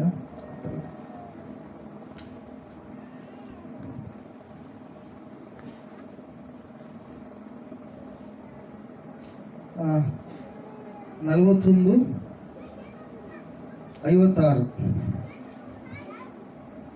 ಬರವು ಲೋಕದಲ್ಲೆಲ್ಲ ಹರಡಿಕೊಂಡಿರುವಾಗ, ಐಗುಪ್ತ ದೇಶಕ್ಕೆ ಮಾತ್ರ ಬರ ಇಲ್ಲ. ಎಲ್ಲಿದೆ ಬರ ಎನ್ನುವಂಥದ್ದು, ಬರಗಾಲ ಎನ್ನುವಂಥದ್ದು? ಲೋಕದಲ್ಲೆಲ್ಲ ಹರಡಿಕೊಂಡಿರುವಾಗ ಯೋಸೇಫನು ಕಣಜಗಳನ್ನೆಲ್ಲ ತೆಗೆಸಿ ಐಗುಪ್ತರಿಗೆ ಧಾನ್ಯವನ್ನ ಮಾರಿಸಿದನು. ಐಗುಪ್ತ ದೇಶದಲ್ಲಿ ಬರವು ಬಹುಘೋರವಾಗಿತ್ತು. ಇದಲ್ಲದೆ ಭೂಲೋಕದಲ್ಲೆಲ್ಲ ಬರವು ಭಯಂಕರವಾಗಿದ್ದರಿಂದ ಎಲ್ಲಾ ದೇಶದವರು ಧಾನ್ಯವನ್ನ ಕೊಂಡುಕೊಳ್ಳುವುದಕ್ಕಾಗಿ ಐಗುಪ್ತಕ್ಕೆ ಯಾರ ಬಳಿಗೆ ಬಂದರು? ಫರೋಹನ ಬಳಿಗೆ ಬಂದ್ರ? ಅಲ್ಲಿರ್ತಕ್ಕಂಥ ಮಂತ್ರವಾದಿಗಳ ಬಳಿಗೆ ಬಂದ್ರ? ಯಾರ ಬಳಿಗೆ ಬಂದರು? ಯೋಸೇಫನ ಬಳಿಗೆ ಬಂದರು ಪ್ರಿಯರೇ. ಹಲ್ಲೆಲೂಯ. ದೇವರು ಹೆಂಗ್ ಮಾಡ್ತಾನಂದ್ರೆ ನಮ್ಮನ್ನ ಹೊರತೆಯ ಬಳಿಯಲ್ಲಿರ್ತಕ್ಕಂಥ ವೃಕ್ಷಗಳ ರೀತಿಯಲ್ಲಿ ಮಾಡ್ತಾನೆ ಪ್ರಿಯರೇ. ಹಲ್ಲೆಲೂಯ. ಯಾವಾಗಲೂ ಸದಾಕಾಲ ಫಲ ಕೊಡುವಂತ ವೃಕ್ಷಗಳೋಪಾದಿಯಲ್ಲಿ ನಮ್ಮನ್ನ ಇಡ್ತಾನೆ. ಯಾವ ಯೋಸೇಫ ಕೊಳದ ಮೂಲಕವಾಗಿ ಬೇಡಿಗಳಿಂದ ಬಂಧಿಸಲ್ಪಟ್ಟವನಾಗಿದ್ದಾನೋ ಅದೇ ಯೋಸೇಫನು ಅಲ್ಲಿ ಆ ದೇಶದಲ್ಲಿ ಹೆಂಗ ನಡೆದುಕೊಂಡ? ಭಕ್ತಿಯಿಂದ ನಡೆದುಕೊಂಡ, ನೀತಿಯಿಂದ ನಡೆದುಕೊಂಡ, ನಂಬಿಕೆಯಿಂದ ನಡೆದುಕೊಂಡ, ತನ್ನ ತಂದೆಯ ಮನೆಯಲ್ಲಿ ಕಲಿತುಕೊಂಡಿರ್ತಕ್ಕಂಥ ಭಕ್ತಿಯನ್ನ ಆತನು ಬಿಡಲಿಲ್ಲ. ಹಲ್ಲೆಲೂಯ. Praise Lord. ಇವತ್ತಿನ ದಿನ ಸತ್ಯವೇದ ಹೇಳ್ತಾ ಇದೆ, ಕೊರಿಂಥದವರಿಗೆ ಬರೆದ ಪತ್ರಿಕೆ 1ನೇ ಕೊರಿಂಥೆ 10ನೇ ಅಧ್ಯಾಯ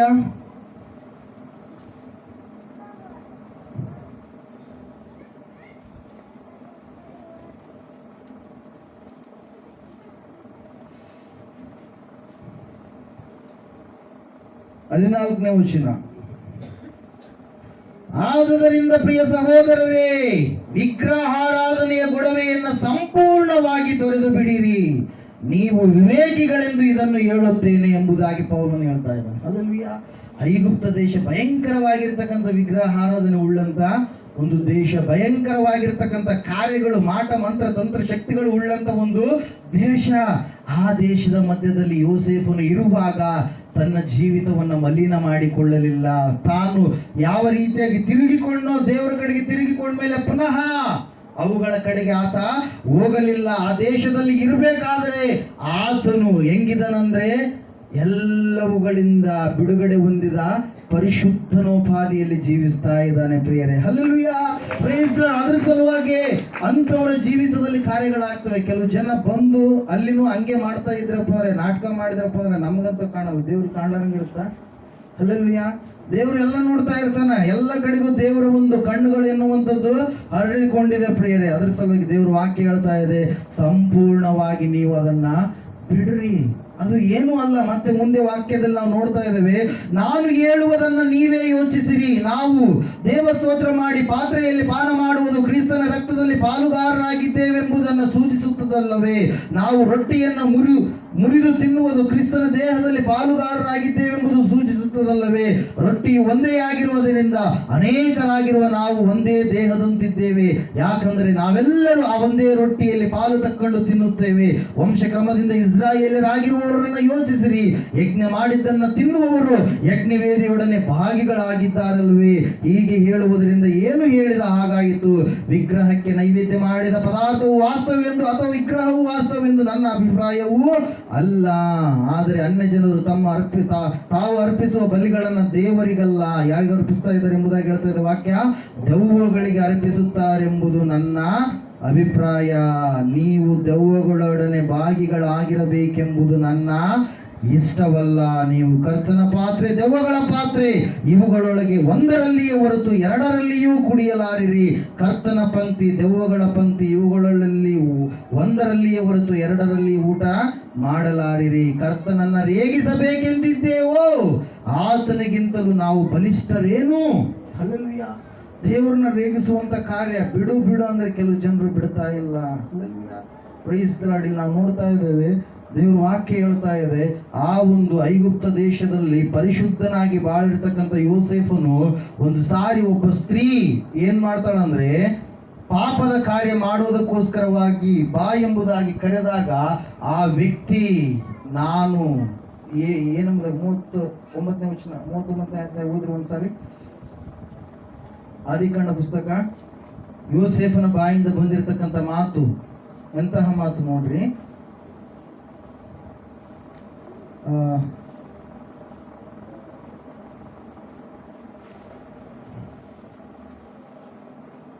ತೆಗೆದಿದ್ದೀರಾ?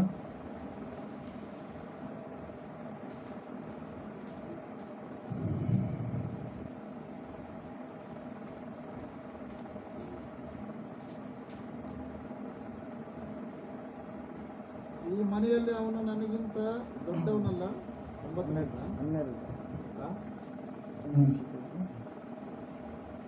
ಮುಂದೆ ಇತ್ತು ದೇವರಿಗೆ ವಿರೋಧವಾಗಿ. ಈ ಮನೆಯಲ್ಲಿ ಅವನು ನನಗಿಂತ ದೊಡ್ಡವನಲ್ಲ, ನೀನು ಅವನ ಧರ್ಮಪತ್ನಿ ಆದುದರಿಂದ ನಿನ್ನನ್ನು ಮಾತ್ರ ನನಗೆ ಅಧೀನ ಮಾಡಲಿಲ್ಲ. ಹೀಗಿರುವಲ್ಲಿ ನಾನು ಇಂಥ ಮಹಾ ದುಷ್ಕೃತ್ಯವನ್ನ ನಡೆಸಿ ದೇವರಿಗೆ ವಿರುದ್ಧವಾಗಿ ಹೇಗೆ ಪಾಪ ಮಾಡಲಿ ಎಂದು ತನ್ನ ದಣಿಯ ಹೆಂಡತಿಗೆ ಉತ್ತರ ಕೊಟ್ಟನು ಎಂಬುದಾಗಿ. ಹಲ್ಲೆಲೂಯಾ. Praise the Lord. ಪಾಪ ಎನ್ನುವಂಥದ್ದು ತಾಂಡವಾಡ್ತಾ ಇದೆ ಅವತ್ತಿನಿಂದ ಇವತ್ತಿನವರೆಗೂ ಕೂಡ. ಅದರ ಸಲುವಾಗಿ ಅಪೊಸ್ತಲರ ಕೃತ್ಯಗಳು 15ನೇ ಅಧ್ಯಾಯದಲ್ಲಿ ಆದರವನ್ನ ಸಂಪೂರ್ತಿಯಾಗಿ ವಿಸರ್ಜನೆ ಮಾಡ್ರಿ ಎಂಬುದಾಗಿ ದೇವರ ವಾಕ್ಯ ಹೇಳುತ್ತೆ. ಜಾರತ್ವ ವ್ಯಭಿಚಾರದ ಕಡೆಗೆ ನೀವು ಹೋಗಬೇಡ್ರಿ ಎಂಬುದಾಗಿ ದೇವರ ವಾಕ್ಯ ಸ್ಪಷ್ಟವಾಗಿ ಏನ್ ಮಾಡ್ತಾ ಇದೆ ಪ್ರಿಯರೇ? ತಿಳಿಸ್ತಾ ಇದೆ. ಜಾರತ್ವ ಮಾಡುವವನು ತನ್ನ ದೇಹಕ್ಕೆ ಹಾನಿಯನ್ನ ಮಾಡಿಕೊಳ್ಳುವವನಾಗಿದ್ದಾನೆ ಎಂಬುದಾಗಿ. ಹಲ್ಲೆಲೂಯಾ. ನೀರಿನ ಬಳಿಯಲ್ಲಿ ಉಕ್ಕುವಂತ ಒಂದು ಬಳಿಯಲ್ಲಿರ್ತಕ್ಕಂಥ ಫಲದ ವೃಕ್ಷವಾಗಿ ದೇವರು ನಿನ್ನನ್ನ ರೂಪಿಸ್ಲಿಕ್ಕಿದ್ದಾನೆ. ಹಲ್ಲೆಲೂಯಾ. ಇಲ್ಲಿ ನಾವು ನೋಡ್ತಾ ಇದ್ದೇವೆ, ಆ ಯೋಸೇಫನ ಜೀವಿತದಲ್ಲಿ ಒಂದು ಭಾಗವನ್ನು ನಾವು ಓದಿದಾಗ ಇಡೀ ಪ್ರಪಂಚದಲ್ಲಿರ್ತಕ್ಕಂಥ ಎಲ್ಲಾ ದೇಶಗಳು ಎಲ್ಲಿಗೆ ಬಂದುವಂತೆ? ಎಲ್ಲಿಗೆ ಬಂದವು? ಆಹಾರವನ್ನ ತೆಗೆದುಕೊಳ್ಳುವುದಕ್ಕೋಸ್ಕರವಾಗಿ, ಪದಾರ್ಥಗಳನ್ನ ತೆಗೆದುಕೊಳ್ಳುವುದಕ್ಕೋಸ್ಕರವಾಗಿ ಎಲ್ಲಿಗೆ ಬಂದವು? ಐಗುಪ್ತ ದೇಶಕ್ಕೆ ಬಂದು ಪ್ರಿಯರೇ. ಹಲ್ಲೆಲೂಯಾ. Praise the Lord. ನಿನ್ನ ಬಳಿಗೂ ಕೂಡ ಹೀಗೆ ಒಬ್ಬ ತಾಯಿ, ಆಕೆ ಒಳ್ಳೆಯ ರೀತಿಯಲ್ಲಿ ದೇವರು ನಂಬಿದ್ಲು. ದೇವರು ಆಕೆಯನ್ನು ಆಶೀರ್ವಾದ ಮಾಡಿದ್ದರಿಂದ ಆಕೆ ಉನ್ನತವಾದಂಥ ಸ್ಥಾನಕ್ಕೆ ಹೋದ್ಮೇಲೆ ಡೈಲಿ ಯಾರೋ ಒಬ್ರು ಅವ್ರ ಮನೆಗೆ ಬರೋರು. ಎದ್ರ ಸಲುವಾಗಿ ಅಂದ್ರೆ, ನಾವು ಮಂದಿರ ಕಟ್ತಾ ಇದ್ದೀವಿ, ನಮಗೆ ಸಪೋರ್ಟ್ ಮಾಡ್ರಿ ಅಂತೇಳಿ ಯಾರೋ ಒಬ್ರು ಬರುವಂತ ಸಂದರ್ಭದಲ್ಲಿ ಡೈಲಿ ಅನೇಕ ಜನರು ಬರುವಾಗ ಈ ತಾಯಿಗೆ ಬಹಳ ಬೇಸರ ಆಗಿಬಿಡುತ್ತಂತ. ಟ್ಯಾಕ್ಸ್ ಎತ್ತರನ್ನ ಡೈಲಿ ಬರಲ್ಲ, ನೀವು ಟ್ಯಾಕ್ಸ್ ಎತ್ತರಿಗಿಂತ ಫುಲ್ ಬರ್ತಾ ಇದ್ದೀರಲ್ಲ, ದೇವ್ರ ಮಂದಿರ ಅಂತೀರಿ, ಸೇವೆಗೆ ಸಪೋರ್ಟ್ ಮಾಡಂತೀರಿ ಅಂತೇಳಿ ಬಹಳ ಬೇಜವಾಬ್ದಾರಿಯುತವಾಗಿ ಆಕೆ ಮಾತಾಡೋದಕ್ಕೆ ಪ್ರಾರಂಭ ಮಾಡಿದ್ಲಂತ ಪ್ರಿಯರೇ. ಹಲ್ಲೆಲೂಯಾ. ಅವಾಗ ಆವತ್ತಿನ ದಿನ ಆಕೆ ಪ್ರಾರ್ಥನೆ ಮಾಡಿಕೊಳ್ಳೋದಕ್ಕೆ ಆಗ್ಲಿಲ್ಲ ಅಂತ ದೇವರು ಆಕೆ ಒಟ್ಟಿಗೆ ಏನ್ ಮಾಡಿದಂತ ಒಂದು ವಿಷಯವನ್ನ ಮಾತಾಡಿದಂತ ಪ್ರಿಯರೇ. ಹಲ್ಲೆಲೂಯಾ. ಆ ವಿಷಯ ಏನಂದ್ರೆ, ಒಂದು ವೇಳೆ ಏನಂತ ಹೇಳ್ತೀವಿ, ಎಲೆಗಳಿಲ್ಲದ ಒಣಗಿ ಹೋದಂತ ಮರಗಳಲ್ಲಿ ಪಕ್ಷಿಗಳು ಬಂದು ಕೂತ್ಕೊಂಡು ಸಂಸಾರ ನಡೆಸ್ತಾವ, ಒಂದು ವೇಳೆ ನೀರಿಲ್ಲದ ಒಂದು ಸ್ಥಳದಲ್ಲಿ ಮನುಷ್ಯರು ಬಂದು ವಾಸ ಮಾಡ್ತಾರ ಅಂತೇಳಿ ಹೇಳಿದಾಗ ಅವಾಗಕ್ಕೆ ಕಣ್ಣುಗಳು ಏನಾದ್ರು ಅಂತ ತೆರೆಯಲ್ಪಟ್ಟುವಂತ. ಯಾಕೆ ತೆರೆಯಲ್ಪಟ್ಟು ಅಂದ್ರೆ, ನಾನು ನಿನಗೆ ಕೊಟ್ಟಿದ್ದರಿಂದಲೇ ಅವ್ರು ನಿನ್ನ ಹತ್ರಕ್ಕೆ ಬರ್ತಾ ಇದ್ದಾರೆ. ನಾನೇ ನಿನಗೆ ಕೊಡ್ಲಾರ್ದೆ ಇದ್ದಿದ್ರೆ, ನಾನೇ ನಿನ್ನನ್ನು ಹೊರತೆಯನ್ನಾಗಿ ಮಾಡ್ಲಾರ್ದೆ ಇದ್ದಿದ್ರೆ ಅವ್ರು ನಿನ್ನ ಹತ್ರಕ್ಕೆ ಬರ್ತಾ ಇರಲಿಲ್ಲ, ನಿನ್ನಿಂದ ಹಣವನ್ನ ಸೇವೆಗೋಸ್ಕರವಾಗಿ ಕೇಳ್ತಾ ಇರಲಿಲ್ಲ ಎಂಬುದಾಗಿ. ಆವತ್ತಿನ ದಿನ ಆಕೆಯ ಕಣ್ಣುಗಳು ತೆರೆಯಲ್ಪಟ್ಟು ಆಕೆ ಬರುವಂತವರೆಲ್ಲರನ್ನ ಆದರದಿಂದ ಸ್ವಾಗತಿಸಿ ಏನ್ ಮಾಡ್ತಾ ಇದ್ಲು? ಸೇವೆಗೋಸ್ಕರವಾಗಿ ವಿರಾಳವಾಗಿ ಕಾಣಿಕೆಯನ್ನ ಕೊಡುತ್ತಾ ಇದ್ಲು ಪ್ರಿಯರೇ. ಹಲ್ಲೆಲೂಯಾ. ನಾನು ಗುಲ್ಬರ್ಗದಲ್ಲಿ ಇರ್ಬೇಕಾದ್ರೆ ನಮ್ಮ ಅಜ್ಜ ಶಾಂತಜ್ಜಿ ಅಂತೇಳಿ ಅವ್ರ ಹೆಸರು, ರಬ್ಬಿ ತಾತ ಅಂತೇಳಿ ಅವ್ರ ಹೆಸರು. ಅವ್ರ ಮನೆ, ಅವರು bank manager, corporation bank manager. ಅಜ್ಜಿ ಬಂದ್ಬಿಟ್ಟು ಲೆಕ್ಚರರ್, ಅವರು ಗೌರ್ಮೆಂಟ್, ಇಬ್ರು ಗೌರ್ಮೆಂಟ್ ಎಂಪ್ಲಾಯೀಸ್. ಅವ್ರ ಮನೆಗೆ ನಾವು ಅಲ್ಲೇ ಇರ್ಬೇಕಾದ್ರೆ ಅನೇಕ ಪಾಸ್ಟರ್ಗಳು 500 ಮತ್ತೆ ಏನಾದ್ರು ಸೇವೆಗಳನ್ನು ನಡೆಸೋದಕ್ಕೋಸ್ಕರವಾಗಿ, ಸುವಾರ್ಥ ಸೇವೆಗಳನ್ನು ನಡೆಸೋದಕ್ಕೋಸ್ಕರವಾಗಿ ಅನೇಕ ವಿಶ್ವಾಸಿಗಳು ಕೂಡ ಬಂದು ಏನ್ ಮಾಡ್ತಾ ಇದ್ರು, ನಾವೀಗ ಕಾರ್ಯಕ್ರಮ ಹಮ್ಮಿಕೊಳ್ತಾ ಇದೀವಿ ಅಂತೇಳಿ ಅವ್ರ ಹತ್ರ ಬಂದು ಏನ್ ಮಾಡ್ತಾ ಇದ್ರು, ಹಣವನ್ನ ಕೇಳ್ತಾ ಇದ್ರು, ಸಪೋರ್ಟ್ ಮಾಡ್ರಿ ಅಂತೇಳಿ. ಹಲ್ಲೆಲೂಯಾ. ಇವ್ರು ಏನ್ ಮಾಡ್ತಾ ಇದ್ರು, ಧಾರಾಳವಾಗಿ ಏನ್ ಮಾಡ್ತಾ ಇದ್ರು, ಹಣವನ್ನ ಕೊಡ್ತಾ ಇದ್ರು ಪ್ರಿಯರೇ. ಹಲ್ಲೆಲೂಯಾ. Praise the Lord. ಸೇವೆಗೆ ಕೊಡುವಂತದ್ದು ಒಬ್ಬ ವ್ಯಕ್ತಿಗೆ ಏನಾಗಿದೆ, ಅದು ಆಶೀರ್ವಾದವಾಗಿದೆ. ಯೇಸು ಸ್ವಾಮಿ ಹೇಳ್ತಾನೆ, ತೆಗೆದುಕೊಳ್ಳುವುದಕ್ಕಿಂತ ಕೊಡುವಂತದ್ದೇ ಶ್ರೇಷ್ಠ ಎಂಬುದಾಗಿ. ಹಲ್ಲೆಲೂಯಾ. ದೇವ್ರ ವಾಕ್ಯ ಹೇಳ್ತಾನೆ, ನಿನ್ನನ್ನ ಉಕ್ಕಿನ ಹೊರತೆಯ ಬಳಿಯಲ್ಲಿ ನಾಟಿದಂತ ವೃಕ್ಷದೋಪಾದಿಯಲ್ಲಿ ದೇವರು ನಿನ್ನನ್ನ ಮಾಡುತ್ತಾನೆ ಎಂಬುದಾಗಿ. ಹಲ್ಲೆಲೂಯಾ. ಮೂರನೇದಾಗಿ ಆ ವಾಕ್ಯದಲ್ಲಿ ಒಂದು ಮಾತು ಇದೆ ಪ್ರೇರ. ಆ ಮಾತು ಏನಂದ್ರೆ, ಗೋಡೆಯ ಆಚೆಗೆ ಚಾಚಿರುವಂತ ರೆಂಬೆಗಳು ಎಂಬುದಾಗಿ. ಹಲ್ಲೆಲೂಯಾ. ಹೆಂಗ್ ಮಾಡ್ತಾನಂತೆ ದೇವ್ರು? ಮತ್ತೆ ಗೋಡೆಯ ಆಚೆ. ಗೋಡೆ ಎಂಬುದನ್ನು ನಾವೇನ್ ಮಾಡ್ತೀವಿ, ಗೋಡೆ ಕಟ್ಕೊಂತೀವಿ. ಯಾಕೆ ಕಟ್ಕೊಂತೀವಿ? ನಮ್ದು ಇಷ್ಟೇ ಅಂತೇಳಿ. ಕಂಪೌಂಡ್ ಆಗ್ಲಿ ಯಾವ್ದಾದ್ರು ಒಂದು ವಾಲನ್ನ ಕಟ್ಕೊಂಡ್ರೆ ಏನರ್ಥ, ಅದು ನಮ್ದು ಇಷ್ಟೇ, ನಮ್ಗೆ ಮುಂದೆ ಇರುವಂತದ್ದು ನಮ್ದು ಅಲ್ಲ ಎನ್ನುವಂತ ಒಂದು ಸ್ಥಿತಿಯನ್ನ ತೋರ್ಪಡಿಸೋದಕ್ಕೋಸ್ಕರವಾಗಿ. ದ್ರಾಕ್ಷೆ ಬಳ್ಳಿ ಗಿಡಗಳನ್ನು ನೀವು ನೋಡಿದಿರ? ಯಾರಾದ್ರು ನೋಡಿರಾ? ಯಾರು ನೋಡಿಲ್ಲ. ನೀವೆಲ್ಲರೂ ಏನ್ ನೋಡಿರ್ತೀರ ಅಂತ ಹೇಳಿ ನಾ ಹೇಳ. ತುಪ್ರೆಕಾಯಿ ಬಳ್ಳಿ ನೋಡಿರ್ತೀರಿ, ಹಾಗಲಕಾಯಿ ಬಳ್ಳಿ ನೋಡಿರ್ತೀರಿ, ಮತ್ತೆ ಹೀರೆಕಾಯಿ ಹಾಕಿದ್ರೆ ಆಗ್ತಾವ, ಇಲ್ಲಂದ್ರೆ ಇಲ್ಲ. ಹೀರೆಕಾಯಿ ಬಳ್ಳಿ ನೋಡಿರ್ತೀರಿ, ಸೋರೆಕಾಯಿದಂತ ಎಲ್ಲರೂ ನೋಡಿರ್ತೀರಿ, ಕುಂಬಳಕಾಯಿ ಎಲ್ಲ ನೋಡಿರ್ತೀರಿ. ಹಲ್ಲೆಲೂಯಾ. ಆದ್ರೆ ದ್ರಾಕ್ಷೆ ಬಳ್ಳಿಗಳನ್ನ ನೀವು ನೋಡಿರೋದು. ದ್ರಾಕ್ಷೆ ಬಳ್ಳಿಗಳನ್ನ ಹೆಂಗ್ ಬೆಳೆಸ್ತಾರಂದ್ರೆ, ಆ ಕಡೆ ಈ ಕಡೆ ಕೋಲುಗಳು ಮಾಡಿ, ಆ ಕೋಲು ಹಿಂಗೆ ಕಟ್ಟಿಗೆ ಉಪಾದಿಲಿ ಇಟ್ಟು ಏನ್ ಮಾಡ್ತಾರೆ, ಅದರ ಮೇಲೇನೆ ದ್ರಾಕ್ಷೆ ಬಳ್ಳಿ ಏನಾಗುತ್ತೆ, ಬೆಳೆಯುತ್ತೆ. ಈ ತರ. ಹಲ್ಲೆಲೂಯಾ. ಅಲ್ಲೇ ಬೆಳೆಯುತ್ತೆ, ಬೇರೆ ಕಡೆಗೆ ಅದೇನಾಗಲ್ಲ, ಅಪ್ಪಿಕೊಳ್ಳಲ್ಲ ಪ್ರಿಯರೇ. ಆ ಒಂದು ಸಂದರ್ಭದಲ್ಲಿ ಇಲ್ಲಿ ಯೋಸೇಫನಿಗೆ ಕುರಿತಾಗಿ ಹೇಳುವಂತ ಮಾತು ಎಂತಹ ಮಾತಂದ್ರೆ, ನೀನು ಗೋಡೆಯ ಆಚೆಗೆ ಏನ್ ಮಾಡ್ತೀಯ, ನೀನು ದಾಟಿ ಹೋಗುವಂತ ಆಶೀರ್ವಾದವನ್ನು ನಾನು ಕೊಡ್ಲಿಕ್ಕಿದ್ದೇನೆ ಎಂಬುದಾಗಿ. ಕೆಲವರು ಅನ್ಕೊಳ್ತಾ ಇರ್ತಾರೆ, ಇಲ್ಲ ರೀ, ನಮಗೆ ದೇವ್ರು ಇಷ್ಟ ಕೊಟ್ಟಿದ್ದಾನೆ, ಇಷ್ಟೇ ಸಾಕು ಅಂತೇಳಿ. ಅಷ್ಟು ಸಾಕಲ್ಲ, ದೇವ್ರು ಇನ್ನೂ ಅದರಿಂದ ದಾಟಿ ಹೋಗೋಂಗೆ ಮಾಡ್ತಾನಂತ. ಹಲ್ಲೆಲೂಯಾ. Praise the Lord. ಗೋಡೆಗೆ ಏನಾದ್ರು ಸಪೋರ್ಟಿವ್ ಆಗಿರುತ್ತಾ? ನಾವು ಗೋಡೆ ನಂಗೆ ಇರಕ್ಕಾಗತ್ತಾ? ಹಲ್ಲೆಲೂಯಾ. ಬಳ್ಳಿಗಳು ಗೋಡೆ ನಂಗೆ ಏರಕ್ಕಾಗತ್ತಾ? ಹಲ್ಲೆಲೂಯಾ. Praise the Lord. ಆ ಎಲ್ಲೆಯನ್ನ ಮೀರುವಂತ ಆಶೀರ್ವಾದವನ್ನ ದೇವರು ಏನ್ ಮಾಡ್ತಾನೆ, ಕೊಡ್ಲಿಕ್ಕಿದ್ದಾನೆ ಪ್ರಿಯರೇ. ಮಲೇಷ್ಯಾದಲ್ಲಿ ಒಬ್ಬ ವೈದ್ಯನಿದ್ದ, ಮೆಡಿಕಲ್ ಡಾಕ್ಟರ್. ಆತನು ತನ್ನ ಸೇವೆಯನ್ನ ಪ್ರಾರಂಭಿಸಿದಾಗ ಅವನು ದೊಡ್ಡದಾಗಿರ್ತಕ್ಕಂಥ ಮೆಡಿಕಲ್ ಹಾಸ್ಪಿಟಲ್ ಅಲ್ಲಿ ಅನೇಕವಾದಂತ ವೈದ್ಯರಿದ್ದರು, ಸುಪ್ರಸಿದ್ಧ ವೈದ್ಯರಿದ್ರು. ಆವಾಗ ಆತ ಅನ್ಕೊಂಡಂತೆ, ಏನಂತ ಹೇಳಿ ಅಂದ್ರೆ, ನಾನು ಇಷ್ಟು ಜನರ ಮಧ್ಯದಲ್ಲಿ ನನಗೆ ಎಲ್ಲಿ ಪೇಷಂಟ್ಗಳು ಬರ್ತವೋ, ಹೆಂಗೋ, ಅದು ಇದು ಎಲ್ಲ ಆಲೋಚನೆಗಳು ಯಾರ್ಯಾರು ಬರುತ್ತೆ ಅವ್ರಿಗೆ ಗೊತ್ತಿರುತ್ತದೆ. ಅಲ್ಲೆಲ್ಲ ಹೋಟ್ಲು ಮಾಡೋರು ಇವತ್ತು ಬಿಸ್ನೆಸ್ ಚೆನ್ನಾಗಾಗುತ್ತೋ ಇಲ್ಲೋ ಅಂತೇಳಿ, ಕಾಯಿಪಲ್ಯ ಮಾಡೋರು ಇವತ್ತು ನಮ್ಗೆ ಬಿಸ್ನೆಸ್ ಚೆನ್ನಾಗಿ ಆಗುತ್ತೋ ಇಲ್ಲೋ, ಅವ್ರಿಗೆ ಯಾರಾದ್ರೂ ಸಪೋಸ್ ಆಗಿ ಇಲ್ಲಿ ನಾವು ಕಿರಾಣಿ ಶಾಪ್ ಬಿಟ್ರೆ ಅಪೋಸಿಟ್ ಆಗಿ ಇನ್ನೊಂದು ಕಿರಾಣಿ ಶಾಪ್ ಬಿಟ್ರೆ, ಅಯ್ಯೋ ಬಿತ್ತಲ್ಲಪ್ಪ ಬಡಿಗೆ ಅಂತಂದ್ರೆ.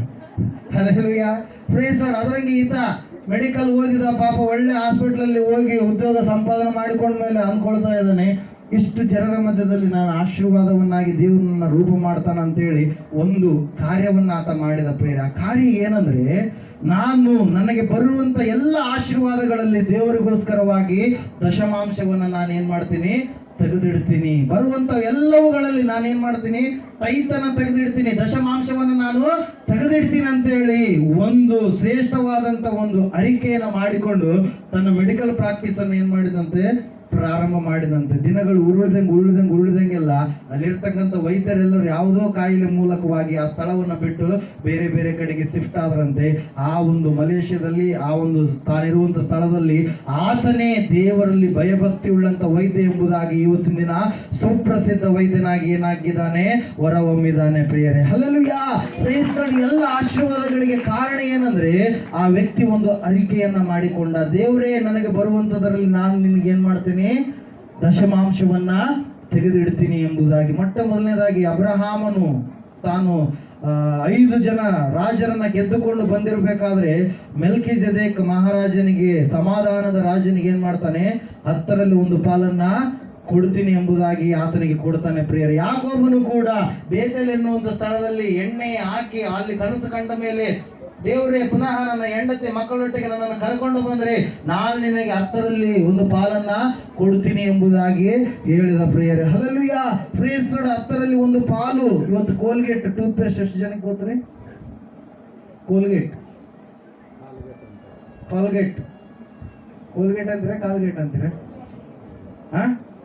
ಪೇಸ್ಟ್ ಗೊತ್ತಿರಲ್ಲ, ಟೂತ್ ಪೌಡರ್ನು ಕೂಡ ಬರುತ್ತೆ. ಹಲ್ಲೆಲೂಯಾ. ಆ ಪೇಸ್ಟ್ ಆ ವಿಲಿಯಂ ಕಾಲ್ಗೇಟ್ ಎನ್ನುವಂತ ವ್ಯಕ್ತಿ ಸ್ಥಾಪನೆ ಮಾಡಿರುವಂತದ್ದು ಪ್ರಿಯರ. ಆ ವ್ಯಕ್ತಿ ತಾನು ಫ್ಯಾಕ್ಟರಿಯನ್ನು ಸ್ಥಾಪನೆ ಮಾಡಿದಾಗ ಒಂದು ಅರಿಕೆಯನ್ನ ಒತ್ತುಕೊಂಡ, ಏನಂದ್ರೆ ದೇವರೇ ನನಗೆ ಬರುವಂತದ್ದು ಎಲ್ಲದರಲ್ಲಿಯೂ ಕೂಡ ನಾನು ಏನ್ ಮಾಡ್ತೀನಿ, ದಶಮಾಂಶವನ್ನು ನಾನು ತೆಗೆದಿಡ್ತೀನಿ ಅಂತೇಳಿ ಆ ಒಂದು ವಿಜ್ಞಾಪನೆಯನ್ನ ಅರಿಕೆಯನ್ನ ಮಾಡಿ ಆ ಒಂದು ಫ್ಯಾಕ್ಟರಿಯನ್ನ ಪ್ರಾರಂಭ ಮಾಡಿದ. ತೆಗೆದು ಇಟ್ಟ ಇವಾಗ ಕೋಲ್ಗೇಟ್ ಎನ್ನುವಂತ ಸಂಸ್ಥೆ ಹೆಂಗ ಭಯಂಕರವಾದಂತ ರೀತಿಯಲ್ಲಿ ಬೆಳೆದಿದಂದ್ರೆ, ಆತನು ಕೊಡುವಾಗ ಕೇವಲ ಒಂದು ಪಟ್ಟಣಕ್ಕೆ, ಒಂದು ನಗರಕ್ಕೆ ಸೀಮಿತವಾಗಿರ್ತಕ್ಕಂಥ ಟೂತ್ ಪೇಸ್ಟ್ ಇವತ್ತು ಪ್ರಪಂಚದಲ್ಲೆಲ್ಲದರಲ್ಲಿಯೂ ಕೂಡ ಅದೇನಾಗಿದೆ, ಪ್ರಸಿದ್ಧವಾದಂತ ಒಂದು ಟೂತ್ ಪೇಸ್ಟ್ ಆಗಿದೆ ಪ್ರಿಯರೇ. Hallelujah, praise God. William Colgate ಎನ್ನುವಂತ ಒಬ್ಬ ಯುವಕ 10 ವರ್ಷ ಇದ್ದಾಗ ಏನು ಪ್ರಾರಂಭ ಮಾಡ್ತಾನೆ ಪ್ರಿಯರೇ. ಹಲ್ಲೆಲೂಯಾ. ಆವತ್ತಿನಿಂದ ಹಿಡಿದು ಇವತ್ತಿನವರೆಗೂ ಕೂಡ ಅವ್ರು ತೀರು ಹೋಗಿದ್ದಾರೆ, ಬಟ್ ಆ ಸಂಸ್ಥೆ ಎನ್ನುವಂಥದ್ದು ಇನ್ನು ಬೆಳವಣಿಗೆ ಆಗ್ತಾನೆ ಇದೆ ಪ್ರಿಯರೇ. Hallelujah, praise God. ದೇವರ ವಾಕ್ಯದಲ್ಲಿ ನಾವು ನೋಡ್ತಾ ಇದ್ದೇವೆ, ಯೇಸು ಸ್ವಾಮಿ ಹೇಳಿದ್ದಾರೆ, ಕೊಡುವಾಗ ನಮಗೆ ಆಶೀರ್ವಾದ ಇದೆ. ಕೆಲವು ಜನರು ಭಕ್ತಿ ಬಹಳ ತೋರಿಸ್ತಾರೆ, ಆದ್ರೆ ದೇವರಿಗೆ ಕೊಡ್ಬೇಕಂದ್ರೆ ಯಾವುದನ್ನು ಕೊಡಲ್ಲ ಪ್ರಿಯರೇ. ಹಲ್ಲೆಲೂಯಾ. ನಂಗೆ ಬಹಳ ಆಶ್ಚರ್ಯ ಆಯ್ತು. ಮೊನ್ನೆ ಒಬ್ರಿಗೆ ಎಷ್ಟು 80 ಚೀಲ ಏನಾಗಿದ್ರೆ ಅದರಲ್ಲಿ ಕೂಡ ಅವ್ರು ಏನ್ ಮಾಡಿದ್ರು, 8 ಚೀಲವನ್ನ ದಶಮಾಂಶ ದೇವರಿಗೆ ಅಂತೇಳಿ ಏನ್ ಮಾಡಿದ್ರು, ಯಾವತ್ತು ಭಂಡಾರವನ್ನ ದೇವರಿಗೆ ಸಾಗಿಸ್ಬೇಕಂತೇಳಿ ಅವರು ದೇವರ ಸನ್ನಿಧಾನಕ್ಕೆ ಕೊಟ್ಟರು. ಆಶೀರ್ವಾದವನ್ನು ಅವ್ರು ಪಡ್ಕೊಳ್ತಾರೆ. Hallelujah, hallelujah. ಬೇರೆಯವ್ರ ಆಶೀರ್ವಾದ ಯಾರು ಕೊಟ್ಟಿರ್ತಾರೋ ಅವರಿಗೆ ಆಶೀರ್ವಾದ ಖಂಡಿತವಾಗಿ ಅದರ ಮೂಲಕವಾಗಿ ಬಂದೇ ಬರುವಂತದ್ದಾಗಿದೆ ಪ್ರಿಯರೇ. ಹಲ್ಲೆಲೂಯಾ. ಇಲ್ಲಿ ನಾವು ನೋಡ್ತಾ ಇದ್ದೇವೆ, 3ನೇದಾಗಿ ಹೇಳ್ತಾ ಇದ್ದಾನೆ ಏನಂತ ಹೇಳಿ, ಗೋಡೆಯನ್ನ ದಾಟಿ, ಎಲ್ಲೆಯನ್ನ ದಾಟಿ ಕಾನಾನಿನಲ್ಲಿದ್ದ ಯೋಸೇಫ. ಆದ್ರೆ ಈಗ ಯೋಸೇಫನ್ ಎಲ್ಲಿದ್ದಾನೆ, ಐಗುಪ್ತ ದೇಶದಲ್ಲಿದ್ದಾನೆ. ತಾನಿರುವಂತ ಸ್ಥಳದಲ್ಲಿ ಆಶೀರ್ವಾದಕರವಾಗಿರ್ತಕ್ಕಂಥ ಯೋಸೇಫ ಐಗುಪ್ತ ದೇಶದಲ್ಲಿ ಆಶೀರ್ವಾದಕರವಾಗಿದ್ದ. ಪ್ರಪಂಚದಲ್ಲಿ ಆವತ್ತಿನ ದಿನ ಎಲ್ಲಾ ದೇಶಗಳಲ್ಲಿ ಇರ್ತಕ್ಕಂಥ ಚಿಕ್ಕ ಮಕ್ಕಳು ಕೂಡ ಯೋಸೇಫನ ಹೆಸರನ್ನ ನೆನೆಸ್ತಾ ಇದ್ರು. ನಿಮ್ಗೆ ಊಟ ಹಾಕೋರಾದ್ರೆ ಯಾರಂದ್ರೆ ಯೋಸೇಫ. ಹಲ್ಲೆಲೂಯಾ. ಯಾವ ದೇಶಕ್ಕೆ ಹೋಗ್ಬೇಕಂದ್ರೆ ಐಗುಪ್ತ ದೇಶಕ್ಕೆ ಅಂತೇಳಿ. ಹಲ್ಲೆಲೂಯಾ. ಆ ರೀತಿಯಾಗಿ ಎಲ್ಲೇ ಮೀರಿದಂತ ಆಶೀರ್ವಾದಗಳನ್ನು ದೇವರು ನಮ್ಮ ಜೀವಿತದಲ್ಲಿ ಏನ್ ಮಾಡ್ತಾನೆ, ಕೊಡುವಂತ ದೇವರಾಗಿದ್ದಾನೆ ಪ್ರಿಯರೇ. ಒಂದೇ ಮಾತು, ನಾವು ದೇವರ ಬಳಿಯಲ್ಲಿ ಇರುವಾಗ, ದೇವರಿಗೆ ಆಶೀರ್ವಾದಕರವಾಗಿ ನಾವು ನಡೆದುಕೊಳ್ಳುವಾಗ, ದೇವರು ಹೇಳಿದ ಮಾತುಗಳನ್ನು ನಾವು ಕೇಳುವಾಗ ಖಂಡಿತವಾಗಿ ಆಶೀರ್ವಾದಗಳನ್ನು ನಾವು ಏನ್ ಮಾಡ್ತೀವಿ, ಹೊಂದಿಕೊಳ್ತೀವಿ. ಮೊದಲನೇದಾಗಿ ಎಂತ ಆಶೀರ್ವಾದ, ಬಹು ಫಲಗಳನ್ನು ಬಿಡುವಂತ ಆಶೀರ್ವಾದ. ನಿನ್ನ ಭೂಫಲ ಆಶೀರ್ವದಿಸಲ್ಪಡುತ್ತೆ, ಗರ್ಭಫಲ ಆಶೀರ್ವದಿಸಲ್ಪಡುತ್ತೆ, ಮನಸ್ಸಿನ ಫಲ ಆಶೀರ್ವದಿಸಲ್ಪಡುತ್ತೆ. ಆತ್ಮನ ಫಲಗಳಿಂದಲೂ ಕೂಡ ನೀನು ದೇವರಿಗೆ ಮೆಚ್ಚುಗೆಯಾದ ರೀತಿಯಲ್ಲಿ ಜೀವಿಸುವಂತವನಾಗ್ತೀಯ. ಎರಡನೇದಾಗಿ ಯಾವ ಫಲ, ನೀರಿನ ಹೊರತೆಯ ಬಳಿಯಲ್ಲಿರ್ತಕ್ಕಂಥ ಫಲ, ಅಚ್ಚು ಹಸುರಾಗಿರ್ತಕ್ಕಂಥ ಎಲೆ. ನೀನು ಬೆಳಿತಾ ಇದ್ದೀ ಅಂದ್ರೆ ಎದುರುಗಡೆ ಇರುವಂತವ್ರು ಹೊಟ್ಟೆ ಕಿಚ್ಚು ಪಡಬಹುದು. ಹಲ್ಲೆಲೂಯಾ. ಆದ್ರೆ ನಿನ್ನ ಬೆಳವಣಿಗೆ ಹಂಗೆ ಉನ್ನತವಾಗಿ ಏರ್ತಾನೆ ಇರುತ್ತೆ. ಹಲ್ಲೆಲೂಯಾ. ಕೆಳಗಡೆ ಆಗುವಂಥದ್ದಿಲ್ಲ. ಈಗಾಗಲೇ ಹೇಳಿದೆ ನಾನು ಏನಂತೇಳಿ, ಕೆಲವರು ಬೆಳೆದು ಬಿಡ್ತಾರೆ, ದಪ್ಪ ಅಂತೇಳಿ ಕೆಳಗೆ ಬಿದ್ದು ಬಿಡ್ತಾರೆ. ಉರ್ದವ್ರಿಗೆ ಅರ್ಧ ಹೋಳಿ ಅಂತೇಳಿ ಅಂತಿರ್ತಾರೆ ಲೋಕಸ್ಥರು. ಹಲ್ಲೆಲೂಯಾ.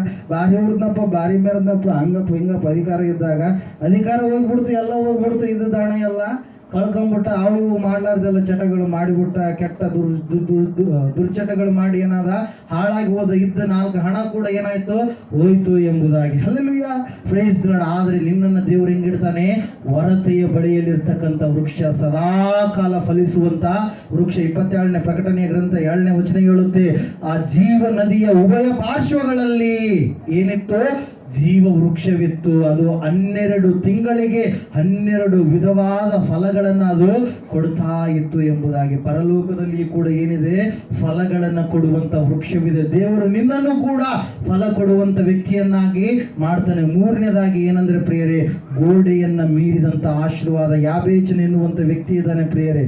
ತನ್ನ ತಾಯಿ ಅಡಿಬೇಕಾದ್ರೆ ಯಾಬೇಚ್ ಅಂತೇಳಿ ಹೆಸರು ಇಡ್ತಾಳೆ. ಯಾಬೇಚ್ ಅಂದ್ರೆ ಏನು, ಸಂಕಟದಲ್ಲಿ ಎತ್ತಿದ್ದೀನಿ ಎಂಬುದಾಗಿ ಅರ್ಥ. ಹಲ್ಲೆಲೂಯಾ.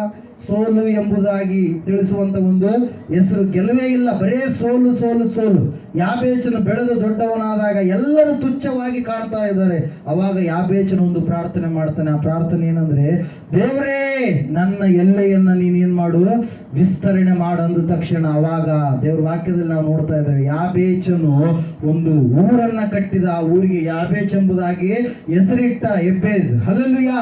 ಆ ಒಂದು ಊರು ಪಟ್ಟಣವಾಗಿ ದೊಡ್ಡದಾಗಿ ಬೆಳೆತು. ಉನ್ನತವಾಗಿರ್ತಕ್ಕಂಥ ಆಶೀರ್ವಾದವನ್ನು ಯಾರು ಹೊಂದಿಕೊಂಡ್ರು, ಯಾಬೇಚನ್ ಎನ್ನುವಂತ ವ್ಯಕ್ತಿ ಪ್ರಿಯರೇ. ಹಲ್ಲೆಲೂಯಾ. ಅದರ ಸಲುವಾಗಿ ನೀವು ಭಯ ಪಡಬೇಡ್ರಿ. ಹಲ್ಲೆಲೂಯಾ. ಯೋಸೇಫನ ತಳಿ ಯಾರು ಗೊತ್ತಾ, ಇಂಗ್ಲೆಂಡ್ ದೇಶದಲ್ಲಿ ಇರ್ತಕ್ಕಂಥ ಜನರು. ಏನಂತೀವಿ ಅದು, ಯೋಸೇಫನ ಗೋತ್ರದವರು ಯಾರು? ಇವತ್ತಿನ ದಿನ ಬ್ರಿಟನ್, ಇಂಗ್ಲೆಂಡ್ ಎಂಬುದಾಗಿ ಯಾರನ್ನು ಕರಿತಾ ಇದೀವೋ ಅವರೇ ಏನಾಗಿದ್ದಾರೆ ಪ್ರಿಯರೇ? ಯೋಸೇಫನ ಗೋತ್ರದವರಾಗಿದ್ದಾರೆ ಎಂಬುದಾಗಿ ವೇದ ಪಂಡಿತರು, ಜ್ಞಾನಿಗಳು ಹೇಳ್ತಾ ಇದ್ದಾರೆ. ಆ ಬ್ರಿಟನ್ ದೇಶದ ಕುರಿತಾಗಿ ಎಲ್ಲ ದೇಶಗಳಲ್ಲಿ, ಎಷ್ಟು ದೇಶಗಳದವ ಎಲ್ಲ ದೇಶಗಳಲ್ಲಿ ಬ್ರಿಟನ್ ಎನ್ನುವಂಥ ಹೆಸರು ಇದ್ದೇ ಇರುತ್ತೆ, ಇಂಗ್ಲೆಂಡ್ ಎನ್ನುವಂಥ ಹೆಸರು ಇದ್ದೇ ಇರುತ್ತೆ. ಅಲ್ಲೆಲ್ಲ ಯಾಕಂದ್ರೆ ಎಲ್ಲ ದೇಶಗಳನ್ನು ಅವರು ಗೆದ್ದುಕೊಂಡ ಹೋಗಿದ್ದಾರೆ. ₹1ದಾಗ 3 ಪೌಲಿ ಭಾಗ ದೇಶಗಳನ್ನು ಏನ್ ಮಾಡಿದ್ದಾರೆ? ಅವರು ಆಳಿದ್ದಾರೆ ಪ್ರಿಯರೇ. Hallelujah, praise the Lord. ಅದರ ಸಲುವಾಗಿ ಬ್ರಿಟನ್ ಎನ್ನುವಂಥ ದೇಶ ಯಾರ ತಳಿ? ಅದು ಯೋಸೇಫನ ತಳಿ. ಆ ಬ್ರಿಟನ್ ಎನ್ನುವಂಥ ದೇಶದಿಂದ ಇವತ್ತಿನ ದಿನ 2 ಖಂಡಗಳು ರೂಪುಗೊಂಡಿದ್ದಾವೆ ಪ್ರಿಯರೇ. ಹಲ್ಲೆಲೂಯಾ. ಅಮೇರಿಕ ಎನ್ನುವಂಥವರು ಎಲ್ಲಿಂದ ಹೋದಂಥವರು? ಇಂಗ್ಲೆಂಡಿಗರೇ. ಹಲ್ಲೆಲೂಯಾ. 1776ರಲ್ಲಿ ಅಮೆರಿಕ ದೇಶಕ್ಕೆ ಸ್ವಾತಂತ್ರ್ಯ ಬಂತು. ಮತ್ತೆ ನಾವು ನೋಡ್ತಾ ಇದ್ದೇವೆ ಆಸ್ಟ್ರೇಲಿಯಾ ಎನ್ನುವಂಥ ಖಂಡದಲ್ಲಿ ವಾಸಿಸುವಂಥ ಜನರು ಕೂಡ ಎಲ್ಲಿಯವರು?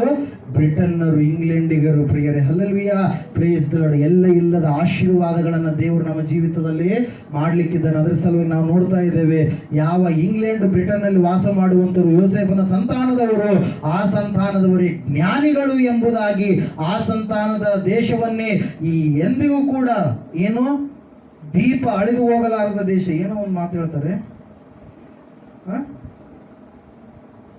ಕತ್ತಲೆಯಾಗದ ದೇಶ ಅಂತೇಳಿ ಏನೋ ಒಂದು ಮಾತು ಹೇಳ್ತಾರೆ ಪ್ರಿಯರೇ. ಹಲ್ಲೆಲೂಯಾ. ಅದುವೇ ಯಾವ ಸಾಮ್ರಾಜ್ಯ? ಬ್ರಿಟನ್ ಸಾಮ್ರಾಜ್ಯ ಎಂಬುದಾಗಿ. ಹಲ್ಲೆಲೂಯಾ. ಅಂತಹ ಆಶೀರ್ವಾದವನ್ನ ಯೋಸೇಫನ ಕೆಳಗಡೆ ಇರ್ತಕ್ಕಂಥ ತಳಿಗಳು ಕೂಡ ಏನ್ ಮಾಡಿದ್ರು ಪ್ರಿಯರೇ? ಅನುಭವಿಸಿದ್ರು. ಇವತ್ತಿನ ದಿನ ಅನೇಕರು ಫೇಸ್ಬುಕ್ ಅನ್ನು ಯೂಸ್ ಮಾಡ್ತಾರ. ಹಲ್ಲೆಲೂಯಾ. ಆ ಫೇಸ್ಬುಕ್ ಬರೋದಕ್ಕೆ ಕಾರಣ ಯಾರು? ಯೇಸು ಸ್ವಾಮಿ ನಂಬಿದಂತ ಮಗ, ಕುಮಾರ. ಹಲ್ಲೆಲೂಯಾ. ಆತನ ಹೆಸರು ಮಾರ್ಕ್ ಜೂಕರ್ಬರ್ಗ್ ಎನ್ನುವಂತ ವ್ಯಕ್ತಿ. ಆತನೊಬ್ಬ ಯೂದ. ಇವತ್ತಿನ ದಿನ ಎಲ್ಲರೂ ಏನೇನೋ ಪೋಸ್ಟ್ಗಳು ಹಾಕ್ತಾರ, ತಮ್ಮ ವಿಷಯಗಳನ್ನ ವಿನಿಮಯ ಮಾಡಿಕೊಳ್ತಾರ. ಅದನ್ನ ಒಳ್ಳೆಯ ರೀತಿಯಲ್ಲಿ ಉಪಯೋಗ ಮಾಡಿಕೊಳ್ಳೋರು ಇದ್ದಾರೆ, ಕೆಟ್ಟ ರೀತಿಯಲ್ಲೂ ಕೂಡ ಉಪಯೋಗ ಮಾಡಿಕೊಳ್ಳೋರು ಇದ್ದಾರೆ. ಆದರೆ ಆ ಫೇಸ್ಬುಕ್ ಎನ್ನುವಂಥದ್ದು ಒಳ್ಳೆ ರೀತಿಯಲ್ಲಿ ಉಪಯೋಗ ಮಾಡುವುದಕ್ಕೋಸ್ಕರವಾಗಿ ಬಂದಿರುವಂಥದ್ದು. ಆ ಫೇಸ್ಬುಕ್ ಬರೋದಕ್ಕೆ ಕಾರಣ ಬೈಬಲ್. ಆ ಬೈಬಲ್ ಅನ್ನು ಓದಿ ತಿಳಿದುಕೊಂಡಿರ್ತಕ್ಕಂಥ ಮಾರ್ಕ್ ಜೂಕರ್ಬರ್ಗ್ ಎನ್ನುವಂಥ ವ್ಯಕ್ತಿ ಅದನ್ನ ಏನ್ ಮಾಡಿದ ಪ್ರೇರಿ? ಇನ್ವೆಂಟ್ ಮಾಡಿದ. ಹಲ್ಲೆಲೂಯಾ. ಯೌವನದ ಯುವಕ. ನೀವು ನೋಡಿರ್ತೀರಿ ಅನೇಕರು ಟಿವಿ ಚಾನೆಲ್ಸ್ ಗಳಲ್ಲೆಲ್ಲ. Hallelujah, praise the lord. ಇವತ್ತು ನಾವು ನೋಡ್ತಾ ಇದ್ದೇವೆ, ಯೋಸೇಫನಿಗೆ ದೇವರು 3 ರೀತಿಯ ಆಶೀರ್ವಾದಗಳನ್ನು ಕೊಟ್ಟ. ಆ ಆಶೀರ್ವಾದಗಳನ್ನ ಇವತ್ತಿನ ದಿನ ನಮಗೂ ಕೂಡ, ನಾವಿರುವಂತ ಸ್ಥಳದಲ್ಲಿ, ನಾವಿರುವಂತ ಸ್ಥಿತಿಗತಿಗಳಲ್ಲಿ ಕೂಡ ಅದೇ ಆಶೀರ್ವಾದವನ್ನ ದೇವರು ನಮಗೂ ಕೂಡ ಕೊಡ್ಲಿಕ್ಕಿದ್ದಾನೆ. ನಿನ್ನನ್ನ ಬಹು ಫಲವನ್ನ ಬಿಡುವಂತ ವೃಕ್ಷವಾಗಿ ಮಾಡ್ತಾನೆ, ಹೊರತೆಗಳಲ್ಲಿ ಇರ್ತಕ್ಕಂಥ ವೃಕ್ಷವಾಗಿ ಮಾಡ್ತಾನೆ, ಗೋಡೆಯನ್ನ ದಾಟಿ ಎಲ್ಲೆಯನ್ನ ಮೀರಿ ಇರುವಂತ ವೃಕ್ಷವನ್ನಾಗಿಯೂ ಕೂಡ ನಿನ್ನನ್ನ ದೇವರು ಮಾಡ್ಲಿಕ್ಕಿದ್ದಾನೆ. ದೇವರು ಒಳ್ಳೆ ವಾಕ್ಯವನ್ನು ಆಶೀರ್ವದಿಸಿ ದೀವಿಸಲಿ ನಮ್ಮೆಲ್ಲರ ಆತ್ಮಗಳ ಲಾಭಕ್ಕಾಗಿ. ಆಮೇನ್. ಈ ಸಂದರ್ಭದಲ್ಲಿ ನಾವೆಲ್ಲರೂ ನಿಂತುಕೊಳ್ಳೋಣ. ಯಾವ ರೀತಿಯಾಗಿ ವಾಕ್ಯವನ್ನು ಕೇಳ್ತಾ ಇದ್ದೀರಾ? ಸಂಪ್ರದಾಯಗಳು, ಮನುಷ್ಯರು ಮಾಡಿದಂತ ಕಲ್ಪನೆಗಳು ಇನ್ನೂ ಕೂಡ ನಿಮ್ಮ ಹಿಂದೆ ಇದ್ದಾವ? ಅವುಗಳನ್ನೇ ಮಾಡುವವರಾಗಿದ್ದು ದೇವರಿಂದ ಆಶೀರ್ವಾದವನ್ನು ಪಡೆದುಕೊಳ್ತೇನೆಂದ್ರೆ ಅದು ಅಸಾಧ್ಯದ ಮಾತು ಪ್ರಿಯರೇ. ಪರಿಪೂರ್ಣವಾಗಿ ಒಂದು ಕಡೆಗೆ ಮುಚ್ಚಿ ಪ್ರಾರ್ಥನೆ ಮಾಡಿ. ಎಲ್ಲರೂ ಕಣ್ಣು ಮುಚ್ಚಿ ಪ್ರಾರ್ಥನೆ ಮಾಡಿ. ಯಾವ ಪ್ರಕಾರವಾಗಿ ಜೀವಿಸ್ತದೆ? ಕಣ್ಣು ಮುಚ್ಚಿ ನಿಮ್ಗೆ ಹೇಳೋದು, ಕಣ್ಣು ಮುಚ್ಚಿ. ಯೋಸೇಫನನ್ನು ಅಭಿವೃದ್ಧಿಪಡಿಸಿದ ದೇವರು, ಯೋಸೇಫನ ಕಷ್ಟದಿಂದ ಪಾರು ಮಾಡಿದ ದೇವರು ಇವತ್ತು ನಿನಗೆ ಕಷ್ಟದಿಂದ, ನಷ್ಟದಿಂದ ಪಾರು ಮಾಡ್ತಾನೆ ಪ್ರಿಯರೇ. ಯೋಸೇಫನನ್ನು ನೋಡಿದ ದೇವರು ನಿನ್ನ ನೋಡಲು ಬಂದಿದ್ದಾನೆ. ಪ್ರಾರ್ಥನೆಯಲ್ಲಿ ಭಾಗವಹಿಸ್ರಿ. ಹೊರಗಡೆ ಯಾರು ಹೋಗಬಾರ್ದು. ಕೆಲವರು ಹೊರಗಡೆ ಆ ಕಡೆ ಈ ಕಡೆ ಕೂತ್ಕೊಂಡಿದ್ದಾರೆ. ಬೇಗ ಬಂದು 7 ಮೆಟ್ಟಿಲ ದಾನದಲ್ಲಿ ಭಾಗವಹಿಸ್ರಿ ಪ್ರಿಯರೇ. ಒಬ್ಬರಲ್ಲಿ ಕೂತ್ಕೊಂಡು ಎದ್ದು ಹೋಗಿದ್ದಾರೆ, ಇನ್ನೂ ಎಷ್ಟೊತ್ತಾಯ್ತು ಬರಲಿಲ್ಲ ಅವರು. ಹೊರಗಡೆ ಎಲ್ಲಿದ್ದೀರಿ? ಬರ್ರಿ. 7 ಮೆಟ್ಟಿಲ ಧ್ಯಾನದಲ್ಲಿ ಭಾಗವಹಿಸಬೇಕು. ದೇವರು ಸ್ಪರ್ಶ ಮಾಡುವಂತ ಸಮಯ. ಮುಂದೆ ಪ್ರಾರ್ಥನೆ ಮಾಡುವಾಗ ಹಿಂದೆ ನೀವು ಮಾಡಬೇಕು ಪ್ರಾರ್ಥನೆ. ಕಣ್ಮುಚ್ಚಿ ಪ್ರಾರ್ಥನೆ ಮಾಡಬೇಕು. ದೇವರೇ, ಯಾವ ಪ್ರಕಾರವಾಗಿ ಸ್ವಾಮಿ ಯೋಸೇಫನನ್ನು ಆಶೀರ್ವದಿಸಿದ್ದು ಅದೇ ಪ್ರಕಾರವಾಗಿ ನನ್ನನ್ನು ಆಶೀರ್ವದಿಸಲಿ ಬಂದಿದ್ದಕ್ಕಾಗಿ ಸ್ತೋತ್ರ. ನಮ್ಮೆಲ್ಲರನ್ನು ಆಶೀರ್ವದಿಸಲು ಬಂದಿದ್ದಕ್ಕಾಗಿ ಸ್ತೋತ್ರ. ಕರ್ತನೇ, ನಾವು ವಿಧೇಯರಾಗಿ ನಮ್ಮ ಜೀವಿತ ನಿನ್ನ ಹಸ್ತಕ್ಕೆ ಒಪ್ಪಿಸಿಕೊಡ್ತಾ ಇದ್ದೇವೆ. ನೀನು ಆಶೀರ್ವದಿಸು, ಬಲಪಡಿಸು. ಇಲ್ಲಿ ಬಂದಿರೋ ಪ್ರತಿಯೊಬ್ಬರನ್ನು ನಿಮ್ಮ ಹಸ್ತಕ್ಕೆ ಒಪ್ಪಿಸಿಕೊಡ್ತಾ ಇದ್ದೇವೆ. ನೀನೆ ನಡೆಸಿ ಬಲಪಡಿಸಿ ಎಲ್ಲಗೆ ನಮ್ಮ ಯೇಸು ಕ್ರಿಸ್ತನ ಬಿಡಿಂದ ಬರುತ್ತದೆ. ಆಮೇಲೆ ಹರಿಲೋ